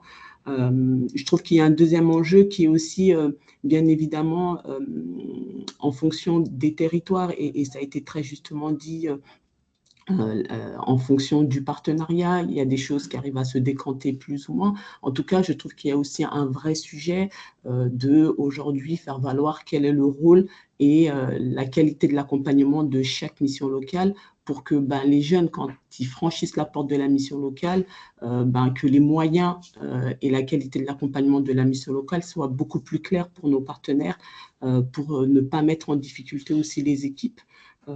Et donc, voilà, c'est les éléments que je voulais apporter. Mais voilà, en tout cas, ce qui est sûr, c'est que cette étude, elle ne laisse pas, en tout cas, elle ne me laisse pas sans voix. J'ai vraiment envie de partir de cette base pour dire, OK, il y a un élément qui est là. Qu'est-ce qu'on en fait aujourd'hui pour permettre aux missions locales de faire leur accompagnement qualitatif. Voilà. Merci. Merci. Une réaction? Pas nécessairement. Moi, je veux bien Oui, réagir Nicolas. pour vous remercier. Ce que montre, en vous écoutant, je me disais que ce que montre notre étude, c'est la pluralité de la jeunesse. Alors, il n'a pas fallu attendre notre travail à Anne et moi pour mettre ça en avant. Mais malgré tout, sur le fait que tout le public jeune n'est pas forcément en phase avec un modèle de work first, d'accompagnement vers l'emploi immédiatement et en particulier sur des métiers en tension. Et on voit bien qu'il y a des besoins multiples et essentiels qui remontent à l'origine de la création des missions locales, qu'on pourrait aujourd'hui retraduire par des nouveaux termes, des nouveaux termes comme celui de resocialisation ou celui de développement des aspirations. Ce travail montre qu'il y a un besoin que cette institution, mission locale, elle agisse en complément d'autres institutions sur le fait de resocialiser les jeunes et de les aider à accéder progressivement à une position de citoyen, d'adulte ou de futur adulte dans la société. Et bon, ça, c'est évidemment des choses dont la loi sur le plein emploi ne dit rien. On est sur une vocation sociale et citoyenne à part entière du réseau des Milo et qu'il faut à tout prix maintenir, sans quoi, qui va faire ce travail? Notre travail montre bien aussi le lien, enfin le rapport que les jeunes entretiennent à l'école et avec beaucoup de relations, de déceptions, de parcours subis face à l'enseignement, et donc ce besoin d'une seconde chance qui est porté par les missions locales. Le deuxième point, c'est celui des aspirations. Enfin, nous, on a été quand même très marqués avec Anne sur des rencontres avec des jeunes en entretien collectif où on était face à un mur de jeunes assez passifs, sans volonté, sans réelle aspiration. Je pense que ce mot d'aspiration, c'est un vrai levier d'action pour les missions locales qui renvoie au travail d'orientation, d'information, d'accueil des jeunes, mais aussi plus globalement d'en faire des adultes ou des futurs adultes, de les aider à trouver leur place dans la société. Et on voit bien que ça ne peut pas passer uniquement que par un dispositif de 6 mois d'accompagnement intensif, utilisant, je ne sais pas quelle brique de l'accompagnement, mais que ça doit renvoyer à quelque chose de beaucoup plus pluriel, global. Bon, et ça, les missions locales, ça savent faire. Encore faut-il leur donner les moyens de bien pouvoir faire cela, bien sûr. Merci Nicolas. Je propose à Christophe Girard de prendre la parole. Très bien, parce que ça va justement cette notion d'aspiration, ou aussi on parlait aussi d'adhésion du jeune et de construction du projet, etc. C'est vrai que c'est intéressant parce que je pense qu'aujourd'hui c'est le cœur du sujet, et pour le coup il est effectivement ni France Travail, enfin, j'allais dire, personne ne le fait, donc il faut vraiment y aller. Et moi, je n'oublie pas que pour moi, la vocation des missions locales, c'est d'amener le jeune à l'autonomie. Le travail étant bien sûr une des composantes de l'autonomie, et une composante forte, mais qu'une composante. Et que du coup, aujourd'hui, je pense qu'il faut qu'on approfondisse au sein des missions locales la notion d'accompagnement, mais même de l'autonomie de décision du jeune. C'est-à-dire qu'aujourd'hui, c'est vrai que ces aspirations, donc c'est encore une fois, c'est pluriel et tout le monde n'est pas dans le même cas, mais malgré tout, on a quand même très fortement cette dimension de manque d'aspiration, j'allais dire, de pas se projeter, etc., tous ces éléments-là.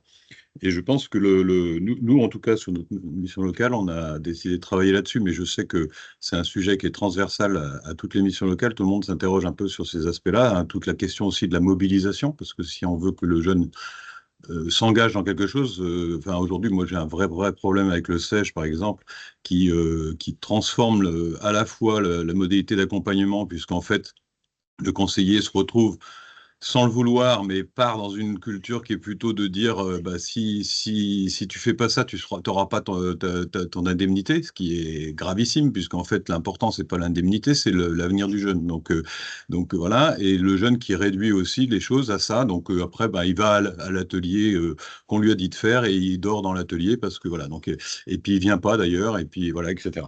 Donc en fait, toute cette question, pour moi, aujourd'hui, elle est au cœur des missions locales, de retravailler sur cette autonomie du jeune, mais jusqu'à la notion d'autonomie de décision. Et nous, juste pour finir, on a décidé de travailler le sujet en s'appuyant sur la méthodologie du groupement de créateurs, mais pas pour faire que tout le monde soit créateur, mais de transposer en fait cette méthodologie avec une écoute active, une écoute inconditionnelle, et puis ce questionnement qui permet de faire sortir le jeune des tripes du jeune, en fait, ce qu'il a dans les tripes par rapport à ça, et donc pour l'amener finalement à réaliser par lui-même qu'il est capable de prendre cette décision, qu'il est capable, voilà. Donc c'est vraiment de l'autonomie de décision.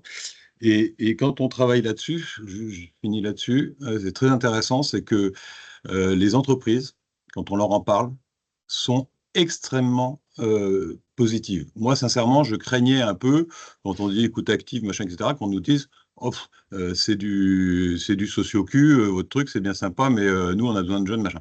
Pas du tout. Les entreprises, quand elles entendent ça, elles disent ah, mais c'est exactement ce dont on a besoin. C'est-à-dire qu'en fait, renforcer l'autonomie de décision du jeune, qu'il sache où il va, pourquoi il y va et pourquoi il le fait, et que ce ne soit pas ancré sur des raisonnements extérieurs, mais que ce soit bien le jeune qui lui-même a appris à faire ce raisonnement. Voilà. Et je pense que c'est même face à l'IA, etc., c'est là, à mon avis, le cœur du métier de mission locale et qui a toujours été plus ou moins présent, mais qu'il faut trouver le moyen de renforcer encore plus par rapport aux problématiques. Et je suis très bavard. Juste dernier point. Et en plus, cerise sur le gâteau, je pense qu'en travaillant ainsi, on travaille aussi à renforcer la santé mentale des jeunes et donc leur résilience aux problèmes de santé mentale et autres. Je m'arrête. Merci Christophe. Qui souhaite réagir?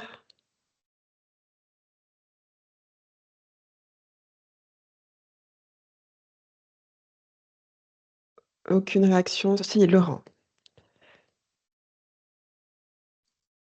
Oui, je vais relancer un peu le débat vraiment très très rapidement, mais notre questionnement aujourd'hui, je vais un peu au-delà de l'étude, mais vous allez voir, effectivement, tout à l'heure je disais qu'on avait fait une étude post-Covid et qu'on était arrivé maintenant, et effectivement, bon, à travers tout le travail qu'on a mené depuis des mois, les questions des problématiques sociales sont revenues de plus en plus. Il s'avère que effectivement, dans le réseau de missions locales, il y avait même un moment donné où le financement, l'accompagnement du social avait perdu un peu de poids et qu'il a fallu se reprendre en main depuis 4-5 ans pour pouvoir redonner toute sa place au social qui avait été un peu... voilà. Et je veux juste lancer le débat sur les inquiétudes qui sont les nôtres aujourd'hui, parce qu'une étude comme celle-là nous laisse plein de perspectives d'organisation et puis des idées, mais dans la logique qui est celle qui prévaut à l'avenir du financement du réseau, là, il y a un vrai sujet, quoi. C'est-à-dire qu'en fait, avec un financement qui est quand même très, très ciblé sur des dispositifs particuliers, et la logique du Work First en fait partie, sur le fait qu'il y ait des baisses de subventions annoncées et qui ne sont pas prêtes d'arrêter, je pense qu'il va falloir qu'on réagisse collectivement assez fortement pour pouvoir éviter qu'à un moment donné, un pan entier de notre activité disparaisse en lien avec la baisse d'une partie de nos subventions. Voilà. Je ne ferai pas l'affront de dire aussi que dans certaines régions, et on parle en particulier en Île-de-France, on a des grands absents. Donc la région Île-de-France, par exemple, sur la dimension partenariat avec le réseau des missions locales est absent. Et je pense qu'aujourd'hui, d'avoir des pans entiers de nos financeurs, ou en tous les cas de nos partenaires qui devraient être indispensables, qui ne sont plus autour de la négociation, crée une forme d'inquiétude. Voilà. Alors, je ne veux pas dire qu'on ne va pas surmonter ces inquiétudes et qu'on ne va pas voilà. Mais je rappelle, y compris parce qu'on en a fait écho dans nos dernières assemblées générales, c'est une prise de décision qui est risquée que celle d'une mission locale qui décide de dire nous, on ne transigera pas et on ne perdra pas en qualité sur la question de l'accompagnement global. Il peut y avoir un tropisme assez naturel compte tenu de nos financements à se centraliser un peu sur là où on est payé et sur nos attentes. Et je pense que c'est surtout ce qu'il ne faut pas faire, quoi. Voilà. Merci Laurent. On va prendre une autre question. Nadia Azoug. Ouais, en fait, c'est peut-être pas forcément une question. Donc Nadia Azoug, je suis vice-présidente au département de la Seine-Saint-Denis sur les questions d'enfance, prévention, parentalité. Donc la mission locale est un de nos partenaires. J'ai bien écouté ce que vous avez pu évoquer au travers de cette recherche-étude. Moi aussi, peut-être une question, c'est qu'envisagez-vous de faire de l'ensemble de ce matériel, puisque moi, il me semble qu'il y a en plus... pourquoi pas des professionnels des missions locales à continuer à sensibiliser sur l'ensemble de ces enjeux, mais il y a aussi, alors là, peut-être plutôt de mon côté, des collègues élus à sensibiliser sur l'ensemble des enjeux que vous avez évoqués au travers de cette étude. Et pas que des collègues élus, je pense aussi à d'autres partenaires associatifs, et ou voire même sur les questions de situation de la jeunesse, puisqu'un bon nombre d'études sortent depuis quelques semaines sur les questions de santé mentale de la jeunesse. Donc, moi, je pense qu'il y a des ponts à faire. Donc, de manière à nous plutôt synthétiser, comment dirais-je, que pensez-vous organiser avec ce matériel qui est riche là, voilà, dans les prochaines semaines, prochains mois? D'autant qu'il y a un petit boulevard, hein, il y a des élections municipales. Hein. Je dis ça, je dis rien, hein, mais bon, vous en faites ce que vous voulez. Alors, je propose à Marc ou Salim de réagir sur l'interpellation de comment sensibiliser les collègues élus. Écoutez, oui, je n'étais pas dans le premier, puisque je pense que Jean-Paul était avant moi, mais je voulais effectivement rebondir sur cette question. La mission Work First est essentiellement déterminée par un financement Work First. Bon. Et dans la création des missions locales, il y a la notion de projet de territoire, de partenariat et de multifinancement. Et notamment l'engagement des collectivités locales, notamment des mairies, puisqu'en 82, c'était le maire qui était l'interlocuteur de l'État, mais depuis, le département et la région qui sont des collectivités qui peuvent venir alimenter ou pas cette vision plurielle et globale de l'approche et de l'activité de la mission locale. Alors je pense, mais je n'ai pas de solution, que, il faut que vous avez dit, Nadia, qu'on était au seuil des élections municipales. Je pense qu'il faut absolument que les villes, les mairies, les collectivités locales se réapproprient ces outils territoriaux et les financent sur l'aspect citoyenneté, sur l'aspect projet global, mobilisation, sur l'aspect, comment vous avez dit ça, aspiration, autonomie, citoyenneté. Tout ça, c'est des questions que les maires connaissent. Quand je dis les maires, M-A-I-R-E-S, les maires M-E-S aussi, c'est-à-dire comment, dans la proximité, on remobilise les personnes. Et alors, ça suppose un engagement politique des collectivités et aussi une vision partenariale du projet des missions locales. C'est vrai qu'en milieu rural, il y a beaucoup de manque d'offres autour de la question, enfin de manque de partenaires plutôt, autour de la question, des questions sociales et sociétales. En milieu urbain, il y en a beaucoup. Et plutôt que de se mettre en concurrence, est-ce qu'on arrive à se mettre en système d'action? Et est-ce que la mission locale peut favoriser ou pas cette mise en système d'action, puisque sur le logement, il y a des acteurs, sur la santé, il y a des acteurs, sur la culture, il y a des acteurs, sur la mobilité, il y a des acteurs. Et donc, il faut effectivement qu'on arrive à créer une forme de consortium d'action dans le territoire, avec un projet de territoire, je veux dire, impulsé par des élus plutôt animateurs comment dire, que gestionnaire, quoi, hein, plutôt animateur de territoire que gestionnaire de fonds. Et de plus en plus, les élus deviennent gestionnaires de fonds. Je suis vraiment sensible à la présence de Nadia Azouk sur le département de la Seine-Saint-Denis. Je vois que beaucoup de départements sont en train de s'approprier la logique emploi et work first, alors qu'ils sont en fait des acteurs de la logique sociale. Hein. Et donc, comment est-ce que les départements peuvent reprendre cette forme de partenariat avec les territoires et permettre aux missions locales de jouer un rôle autant social, sociétal, qu'un rôle strictement work first. Et ça, je pense que c'est vraiment l'enjeu de nos discussions à l'échéance des prochaines municipales, mais que cet enjeu n'est pas complètement simple à mener. Enfin, on va essayer de le faire quand même.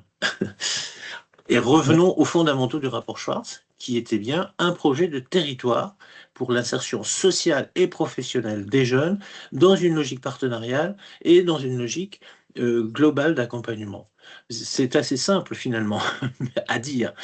Bon, maintenant il reste à le refaire.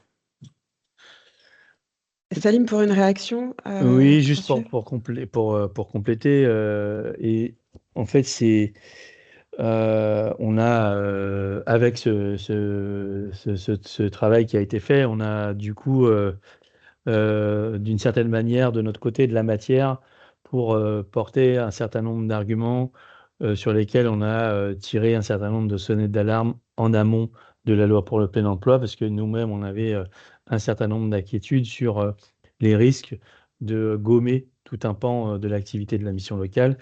Et d'ailleurs, on avait fait le choix d'emmener un groupe de jeunes à l'Assemblée nationale pour échanger avec les députés, pour parler de leur réalité. Voilà. Et là où, d'une certaine manière, cette intuition qu'on avait sur l'idée qu'on allait, avec cette loi, être tiré davantage vers cette logique de work first, on avait l'intuition que c'est ce qui allait se passer. On a pu le dire et le porter ici et là, à l'époque où même Thibaut Guilly venait à l'Assemblée générale de l'UNML. Mais en gros, parfois, on a eu le sentiment d'être de s'inquiéter pour rien. On voit maintenant avec ce matériau que les attentes des jeunes, elles sont bien sûr pas uniquement à cet endroit-là, et que du coup, il faut qu'on porte ce travail le plus possible. Alors évidemment, à notre échelle de proximité. Et pour le coup, les comités territoriaux pour l'emploi, on va porter cette voie-là à cet endroit-là. Donc avec nos collègues élus, avec nos représentations aux différents endroits. Donc c'est aussi ce matériau, il va être porté à cet endroit-là. Et on se dit naïvement que si en partageant ce travail-là aujourd'hui, peut-être que à la fois ça pourra créer des velléités de faire la même chose dans les territoires des uns et des autres, mais aussi de porter ce que dit Marc, de revenir aux fondamentaux sur un projet de territoire pour favoriser l'insertion sociale et professionnelle des jeunes. Voilà. Et oui, et du coup, on a du pain sur la planche dans le contexte qui est celui que nous connaissons, et comme l'a dit Laurent, avec la baisse des financements aussi, et avec les financements qui nous flèchent là-dessus. Alors nous, la particularité, c'est qu'on est quand même dans un département qui a d'ailleurs été contre même dans le cadre de la loi pour le plein emploi, d'appliquer les 15 heures obligatoires. Donc on est dans un département qui est quand même assez sensible à cette question de l'approche globale. Et j'imagine que ce n'est pas forcément le cas de l'ensemble des départements. Et donc pour nous, entre guillemets, non pas que la tâche soit facile, mais elle est probablement beaucoup moins compliquée que sur d'autres territoires. Merci. Jean-Paul? Oui, non, juste, moi je voudrais revenir juste un petit commentaire sur la problématique de la motivation, pour dire que rien ne pourra se faire sans travailler aussi, comme on le fait de plus en plus avec l'éducation nationale, et en amont, au niveau de cette jeunesse. Et malheureusement, le système de formation est souvent assez passif et amène des jeunes à subir la formation plutôt que d'être les acteurs. La participation est quand même peu pratiquée. Il y a un vrai travail de formation et sur la pédagogie pour arriver à prendre très en amont en fait ce regard sur la vie des jeunes, sur ce qu'ils veulent, sur leur motivation. Et je crois qu'on paye un peu cette passivité finalement dans le système éducatif. Ça, c'est la première chose. Deuxième chose, je suis entièrement d'accord sur l'idée que les enjeux territoriaux sont évidents dans ce contexte de financement, la motivation des élus. Et je crois beaucoup aussi à l'idée que si on peut tirer quelque chose de la loi pour le plein emploi, ça peut être de s'emparer véritablement des différents comités, qu'ils soient des comités locaux, départementaux, régionaux, pour défendre absolument ce que sont les missions locales, ce qu'ils proposent. Mais pour ça, il faut aussi qu'on travaille sur le fond et sur la qualité de la réponse par rapport aux motivations des jeunes et aux besoins du jeune. Donc il y a les deux champs, à la fois le combat politique et puis le combat technique de la qualité du travail qu'on fait sur le terrain. Donc il y a deux enjeux combinés, mais il faut mener les deux et donner peut-être sa chance à la loi pour le plein emploi, que nous puissions nous faire valoir ce que nous sommes et ce que nous défendons au niveau des missions locales. Avant que je passe la parole à Maryvonne, est-ce qu'il y a une réaction sur l'éducation nationale ou sur la chance qu'est la loi pour le plein emploi et le réseau pour l'emploi? Moi, je veux bien juste dire un mot sur la question. des liens avec l'éducation. Bon, dans ma vie de tous les jours, je suis aussi enseignante à l'université et je vois combien il est totalement, à certains moments, c'est compliqué et difficile de créer des ponts alors qu'on est plutôt avec des jeunes qui ont un certain background en termes on va dire, de formation initiale. Bon, après, vous connaissez aussi la situation via Parcoursup. Il y a quand même dans chaque promotion plus de 30% de décrocheurs dès le premier trimestre. Donc, moi, je pense que au-delà, bien évidemment, d'avoir des partenariats avec l'ensemble des partenaires sur un territoire, moi, je pense qu'il faut qu'on repose la question de la jeunesse et des jeunesses sur notre territoire.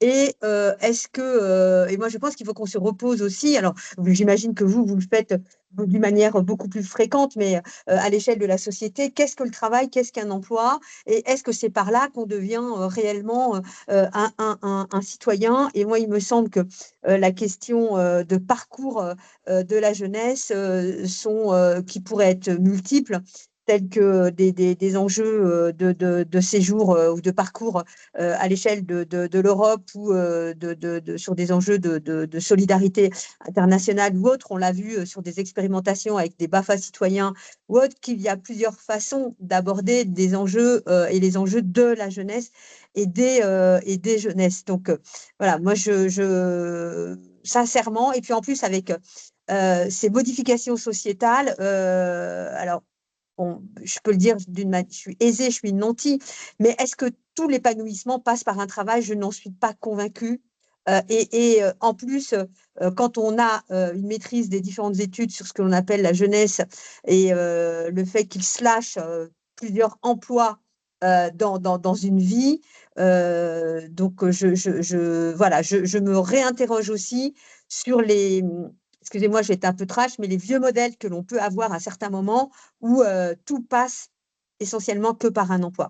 Moi, je crois fortement aux enjeux et aux racines du rapport Schwartz et de la création, et lors de la création des missions locales, où on était sur une jeunesse à prendre en considération dans sa globalité et en lien avec plusieurs de ses aspirations, et parfois un pas de côté est ultra bénéfique. Bon, c'est des positionnements que j'ai. Voilà. Merci à vous. Merci, Lydia. J'ai mis en lien dans le commentaire le chemin vers les lettres de l'Institut qui parle de quelques-uns de vos sujets, notamment l'emploi, le travail, l'émancipation. Marie-Vonne. Bonjour et merci beaucoup pour cette présentation qui est vraiment très très riche et donne envie effectivement de poursuivre l'exercice. Et pour ma première question, ne pense-t-on pas qu'il serait intéressant, alors par l'intermédiaire, alors je n'ai pas dit qui j'étais, je suis à l'Institut Bertrand Schwartz, mais je suis aussi au conseil d'administration de la mission locale de Grenoble. Qu'il serait intéressant qu'il y ait davantage d'études comme ça sur l'ensemble du territoire. Donc ça veut dire que pour nous, Institut Bertrand Schwartz, alors peut-être que Marc et Amel vous pourrez réagir, ce serait de pousser le plus qu'on peut à ce qu'il y ait d'autres études comme ça sur d'autres territoires. Alors je sais qu'il y en a par exemple sur les départements Loire-Atlantique, enfin sur le Pays de la Loire notamment, je crois qu'il y a un travail de recherche qui a été fait.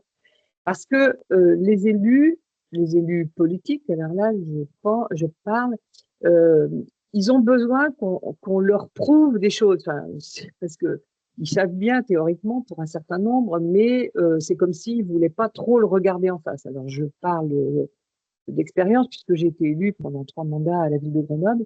Et ça, c'est important que tout le temps, on les informe, on les nourrisse aussi de toutes ces expériences et de toutes ces études qui sont là et qui quand même apportent à la fois des chiffres et puis des réalités et aussi quand même des analyses qui peuvent finalement mobiliser davantage les élus. En ce qui concerne les élections, les partenaires, comme vous le disiez tout à l'heure, Il y a, ça a été dit aussi à juste titre, il y a plein de départements qui ne s'engagent pas beaucoup sur ces questions-là. C'est triste à dire, mais c'est une réalité. Et en ce qui concerne les communes, maintenant, c'est beaucoup aux communautés de communes ou aux métropoles, selon la situation. Donc là aussi, c'est un double travail, c'est-à-dire qu'il faut convaincre d'abord les élus communaux, puis ensuite les élus métropolitains, parce que c'est pas tout à fait les mêmes réalités dans chaque commune. Enfin bref, c'est un travail assez colossal, mais qui est très, à mon sens, très important à faire. Voilà, sur ces premières remarques, mais merci vraiment beaucoup de ce travail, et puis merci à toutes les équipes qui ont d'abord fait les études et puis qui nous permettent d'en avoir la connaissance. Juste une autre petite remarque, en ce qui concerne les partenaires, on évoque peu, ou alors j'ai pas bien écouté ou assez écouté, sur les chambres de commerce et les chambres de métier. Et peut-être que ce serait aussi nécessaire de les mobiliser, eux, en tant qu'acteurs sur toutes ces questions. Et puis, enfin, juste un petit mot pour finir sur l'emploi, c'est pas le principal. Certes, c'est pas forcément le but de toute une vie, etc. Mais aller au boulot tous les matins et se dire que ça va être pénible d'être à un poste de travail, ça veut dire on peut faire plein de métiers dans sa vie. L'essentiel, c'est quand même de ne pas passer 8 heures par jour d'aller un peu comme si on allait aux galères. Donc, c'est un petit peu ma remarque sur est-ce que le travail est nécessaire, et le travail, c'est le but de la vie? Non, c'est pas forcément le but de la vie. C'est quand même, pour le moment, en tout cas, le moyen d'avoir une autonomie et de pouvoir organiser sa vie un peu comme on le souhaite. C'est peut-être dommage, mais c'est une réalité qui risque de durer encore un moment. Et donc, faire en sorte que ce soit le plus, comment dire, chouette possible, ce serait pas mal. Merci. Merci Maryvonne. On arrive très bientôt à la fin de notre temps imparti. On peut prendre une dernière question, sinon je peux juste, avant de passer la parole à Salim pour une conclusion. Donc je vois une question dans le chat. Comment on réactive l'engagement citoyen au niveau des conseillers? On en a un petit peu parlé du côté des jeunes. Effectivement, on n'a pas évoqué celui des conseillers. Est-ce que quelqu'un veut se saisir de cette question? Qui est une grande question pour le peu de temps qu'on a. En tout cas, c'est un chantier à part entière. Oui, peut-être pour réagir, et puis je connais très bien Mathias et ses questions pertinentes. Je pense qu'en fait, la question, elle est globale, c'est-à-dire s'attaquer à la citoyenneté, ou comment est-ce qu'on réactive peut-être la citoyenneté, enfin, on n'a pas à réactiver la citoyenneté des jeunes, ils sont citoyens, mais comment en tout cas on arrive à s'en nourrir dans nos structures. Un travail qui se mène au niveau des jeunes se mènera parallèlement au niveau des conseillers en insertion. Donc, en tout cas, moi, je profite aussi de cette question pour remercier l'ensemble des équipes de la mission locale de la LIR, y compris pour leur participation active. Et leur simple participation active à cette étude me fait dire que de toute façon, ils sont déjà dans une démarche qui est complètement citoyenne et qui n'est pas que une démarche professionnelle on m'a demandé de répondre à un questionnaire et j'y suis, on n'est pas du tout là-dedans. Donc, je pense que cette réactivation-là, en tout cas, si elle est nécessaire, elle sera assez facile. Je me permets juste, étant donné que j'ai la parole, pour réagir à ce qui a été dit un peu précédemment sur justement comment est-ce qu'on arrive à multiplier en fait ce type d'expérience avec des études. Je pense que non seulement c'est nécessaire à l'échelle du réseau, peut-être au niveau des différents partenariats, mais aussi c'est ce qui va nous apporter une assise complémentaire dans les espaces que la LPE, enfin des espaces de discussion de la LPE, parce que tu disais, Amel, comment finalement on utilise aussi la LPE et en quoi elle devient une chance. la chance qu'on peut avoir, c'est qu'en fait, ces espaces de discussion via les comités locaux sont en train de se développer et de venir en fait avec tout ce matériel en se disant, mais à un moment donné, la principale préoccupation, c'est qu'est-ce qu'on fait pour ces jeunes-là. Bah, ça vient en fait renforcer notre discours parce que les espaces locaux de discussion, c'est quand même de la négociation. Chaque acteur vient aussi avec ses priorités, mais là, en fait, ça pose en fait un cadre qui n'est pas rediscutable. Et donc, je trouve intéressant, à mon avis, c'est une expérience qui doit pouvoir se diffuser un peu partout sur le territoire. Merci Yvili. On pourrait continuer pendant des heures, il y a tellement de champs qu'on n'a pas abordés, et notamment comment réinvestir tous les champs de l'offre de services des missions locales, qui est un vrai débat à part entière. Je propose à Salim de faire un petit exercice de synthèse. Alors là, ça serait bien prétentieux de ma part de pouvoir faire un exercice de synthèse.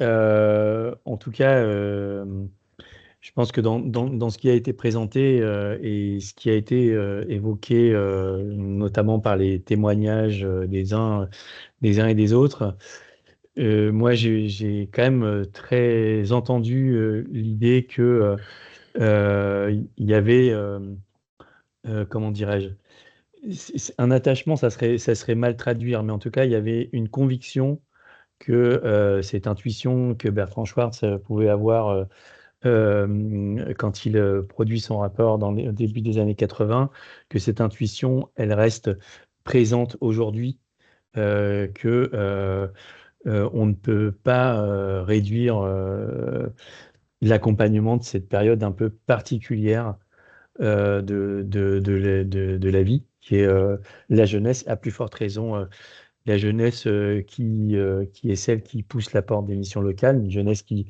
n'a pas forcément de réseau, qui a moins d'opportunités que les autres jeunesses, et que du coup, ben, ça reste toujours d'actualité de pouvoir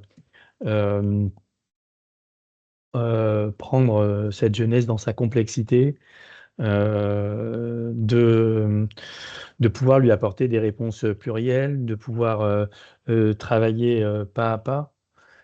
Et on voit que ça reste d'actualité et que ça reste aussi un modèle à défendre. Voilà. Et c'est aussi ce que j'ai entendu à travers les uns et les autres, et que du coup, ce travail, et on le voulait comme ça, et on le voulait comme une pierre, hein, comme le disait Evely, une pierre pour nous aider à, à- à faire valoir ce besoin si singulier, en plus dans une société de plus en plus complexe, on l'a vu.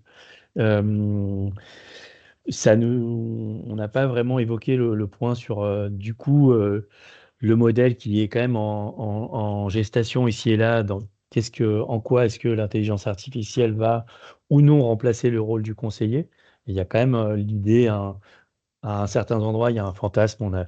Avec l'équipe, on a participé à une présentation sur justement accompagnement vers l'emploi et intelligence artificielle. Et on voit qu'il y a quand même le rôle déterminant de l'humain, et que ça aussi, ça sera un combat qu'il faudra qu'on continue à mener demain. Voilà, je dirais, ben, ce travail, il est précieux, il est bien sûr mis au pot commun. Voilà, je voulais juste remercier aussi évidemment Nicolas et Anne pour ce travail de longue haleine, rigoureux, et en même temps qui nous a vraiment amené à nous poser plein de questions, et qui va continuer à nourrir notre projet associatif. Remercier évidemment les équipes qui ont été mobilisées, enfin qui ont pris à cœur et qui ont joué le jeu de cette intuition qu'on avait de partir des jeunes et s'appuyer sur la recherche pour nous projeter dans la mission locale de demain.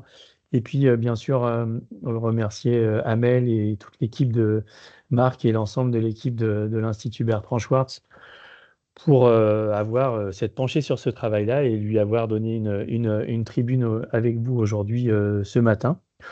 voilà, ben, on a du pain sur la planche et bon, j'imagine que vous n'en doutiez pas avant le début de cette matinée, mais en tout cas, merci à tous et puis ben, on reste évidemment à votre disposition pour échanger sur ce travail-là dans un cadre qui, enfin voilà, voir qu'est-ce qu'on pourrait en faire d'autre maintenant qu'il y a ce webinaire, parce que effectivement, il y a des choses sur lesquelles enfin, Anne et Nicolas n'ont pas trop insisté, mais sur lesquelles vous pourrez découvrir dans le détail et puis éventuellement questionner l'équipe et voir comment on pourrait vous répondre. Voilà ce que j'aurais à dire. Donc, ce n'est pas une synthèse, mais en tout cas, merci à tous. Merci Salim. Alors Marc avait aussi un petit mot de la fin.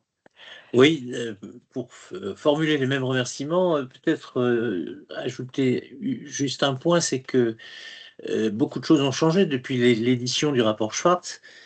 Parmi ces choses, la situation des jeunes a évolué, sont apparus toute une série de points, mais il y a un point qui a évolué, c'est la décentralisation et le fait qu'au moment du rapport Schwartz, l'État était maître de tout, alors que maintenant, il a décentralisé la formation aux régions, l'action sociale au département, l'action économique aux métropoles, l'action culturelle ou l'action locale aux maires, et que cette complexité du système institutionnel doit nous dire que nous avons un chemin à parcourir et que plutôt que de nous positionner en demandeur de financement à l'égard de l'État, du département, de la région, etc., mais bien en proposeur de solutions à propos de la jeunesse.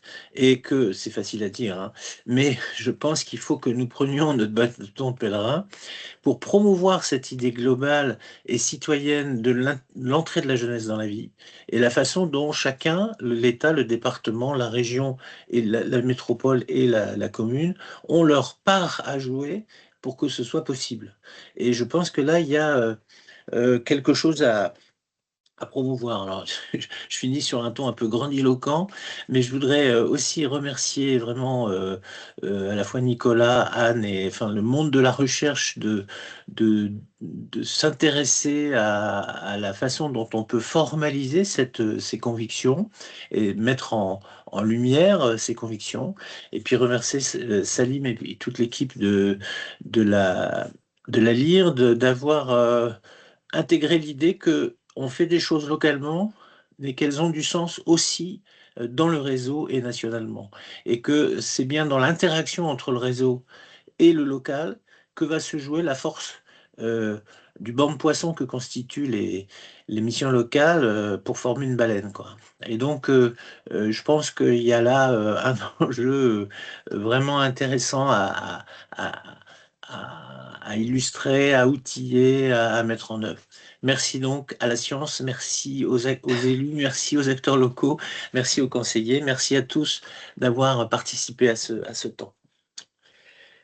Merci à tous, très belle journée et à bientôt sur les futurs chantiers dans lesquels vous êtes invités tout le temps. Merci. Merci, au revoir. Merci. Au revoir. Et... Merci. Merci. Merci beaucoup. Au revoir. Merci. Merci, bonne journée. Merci. Merci.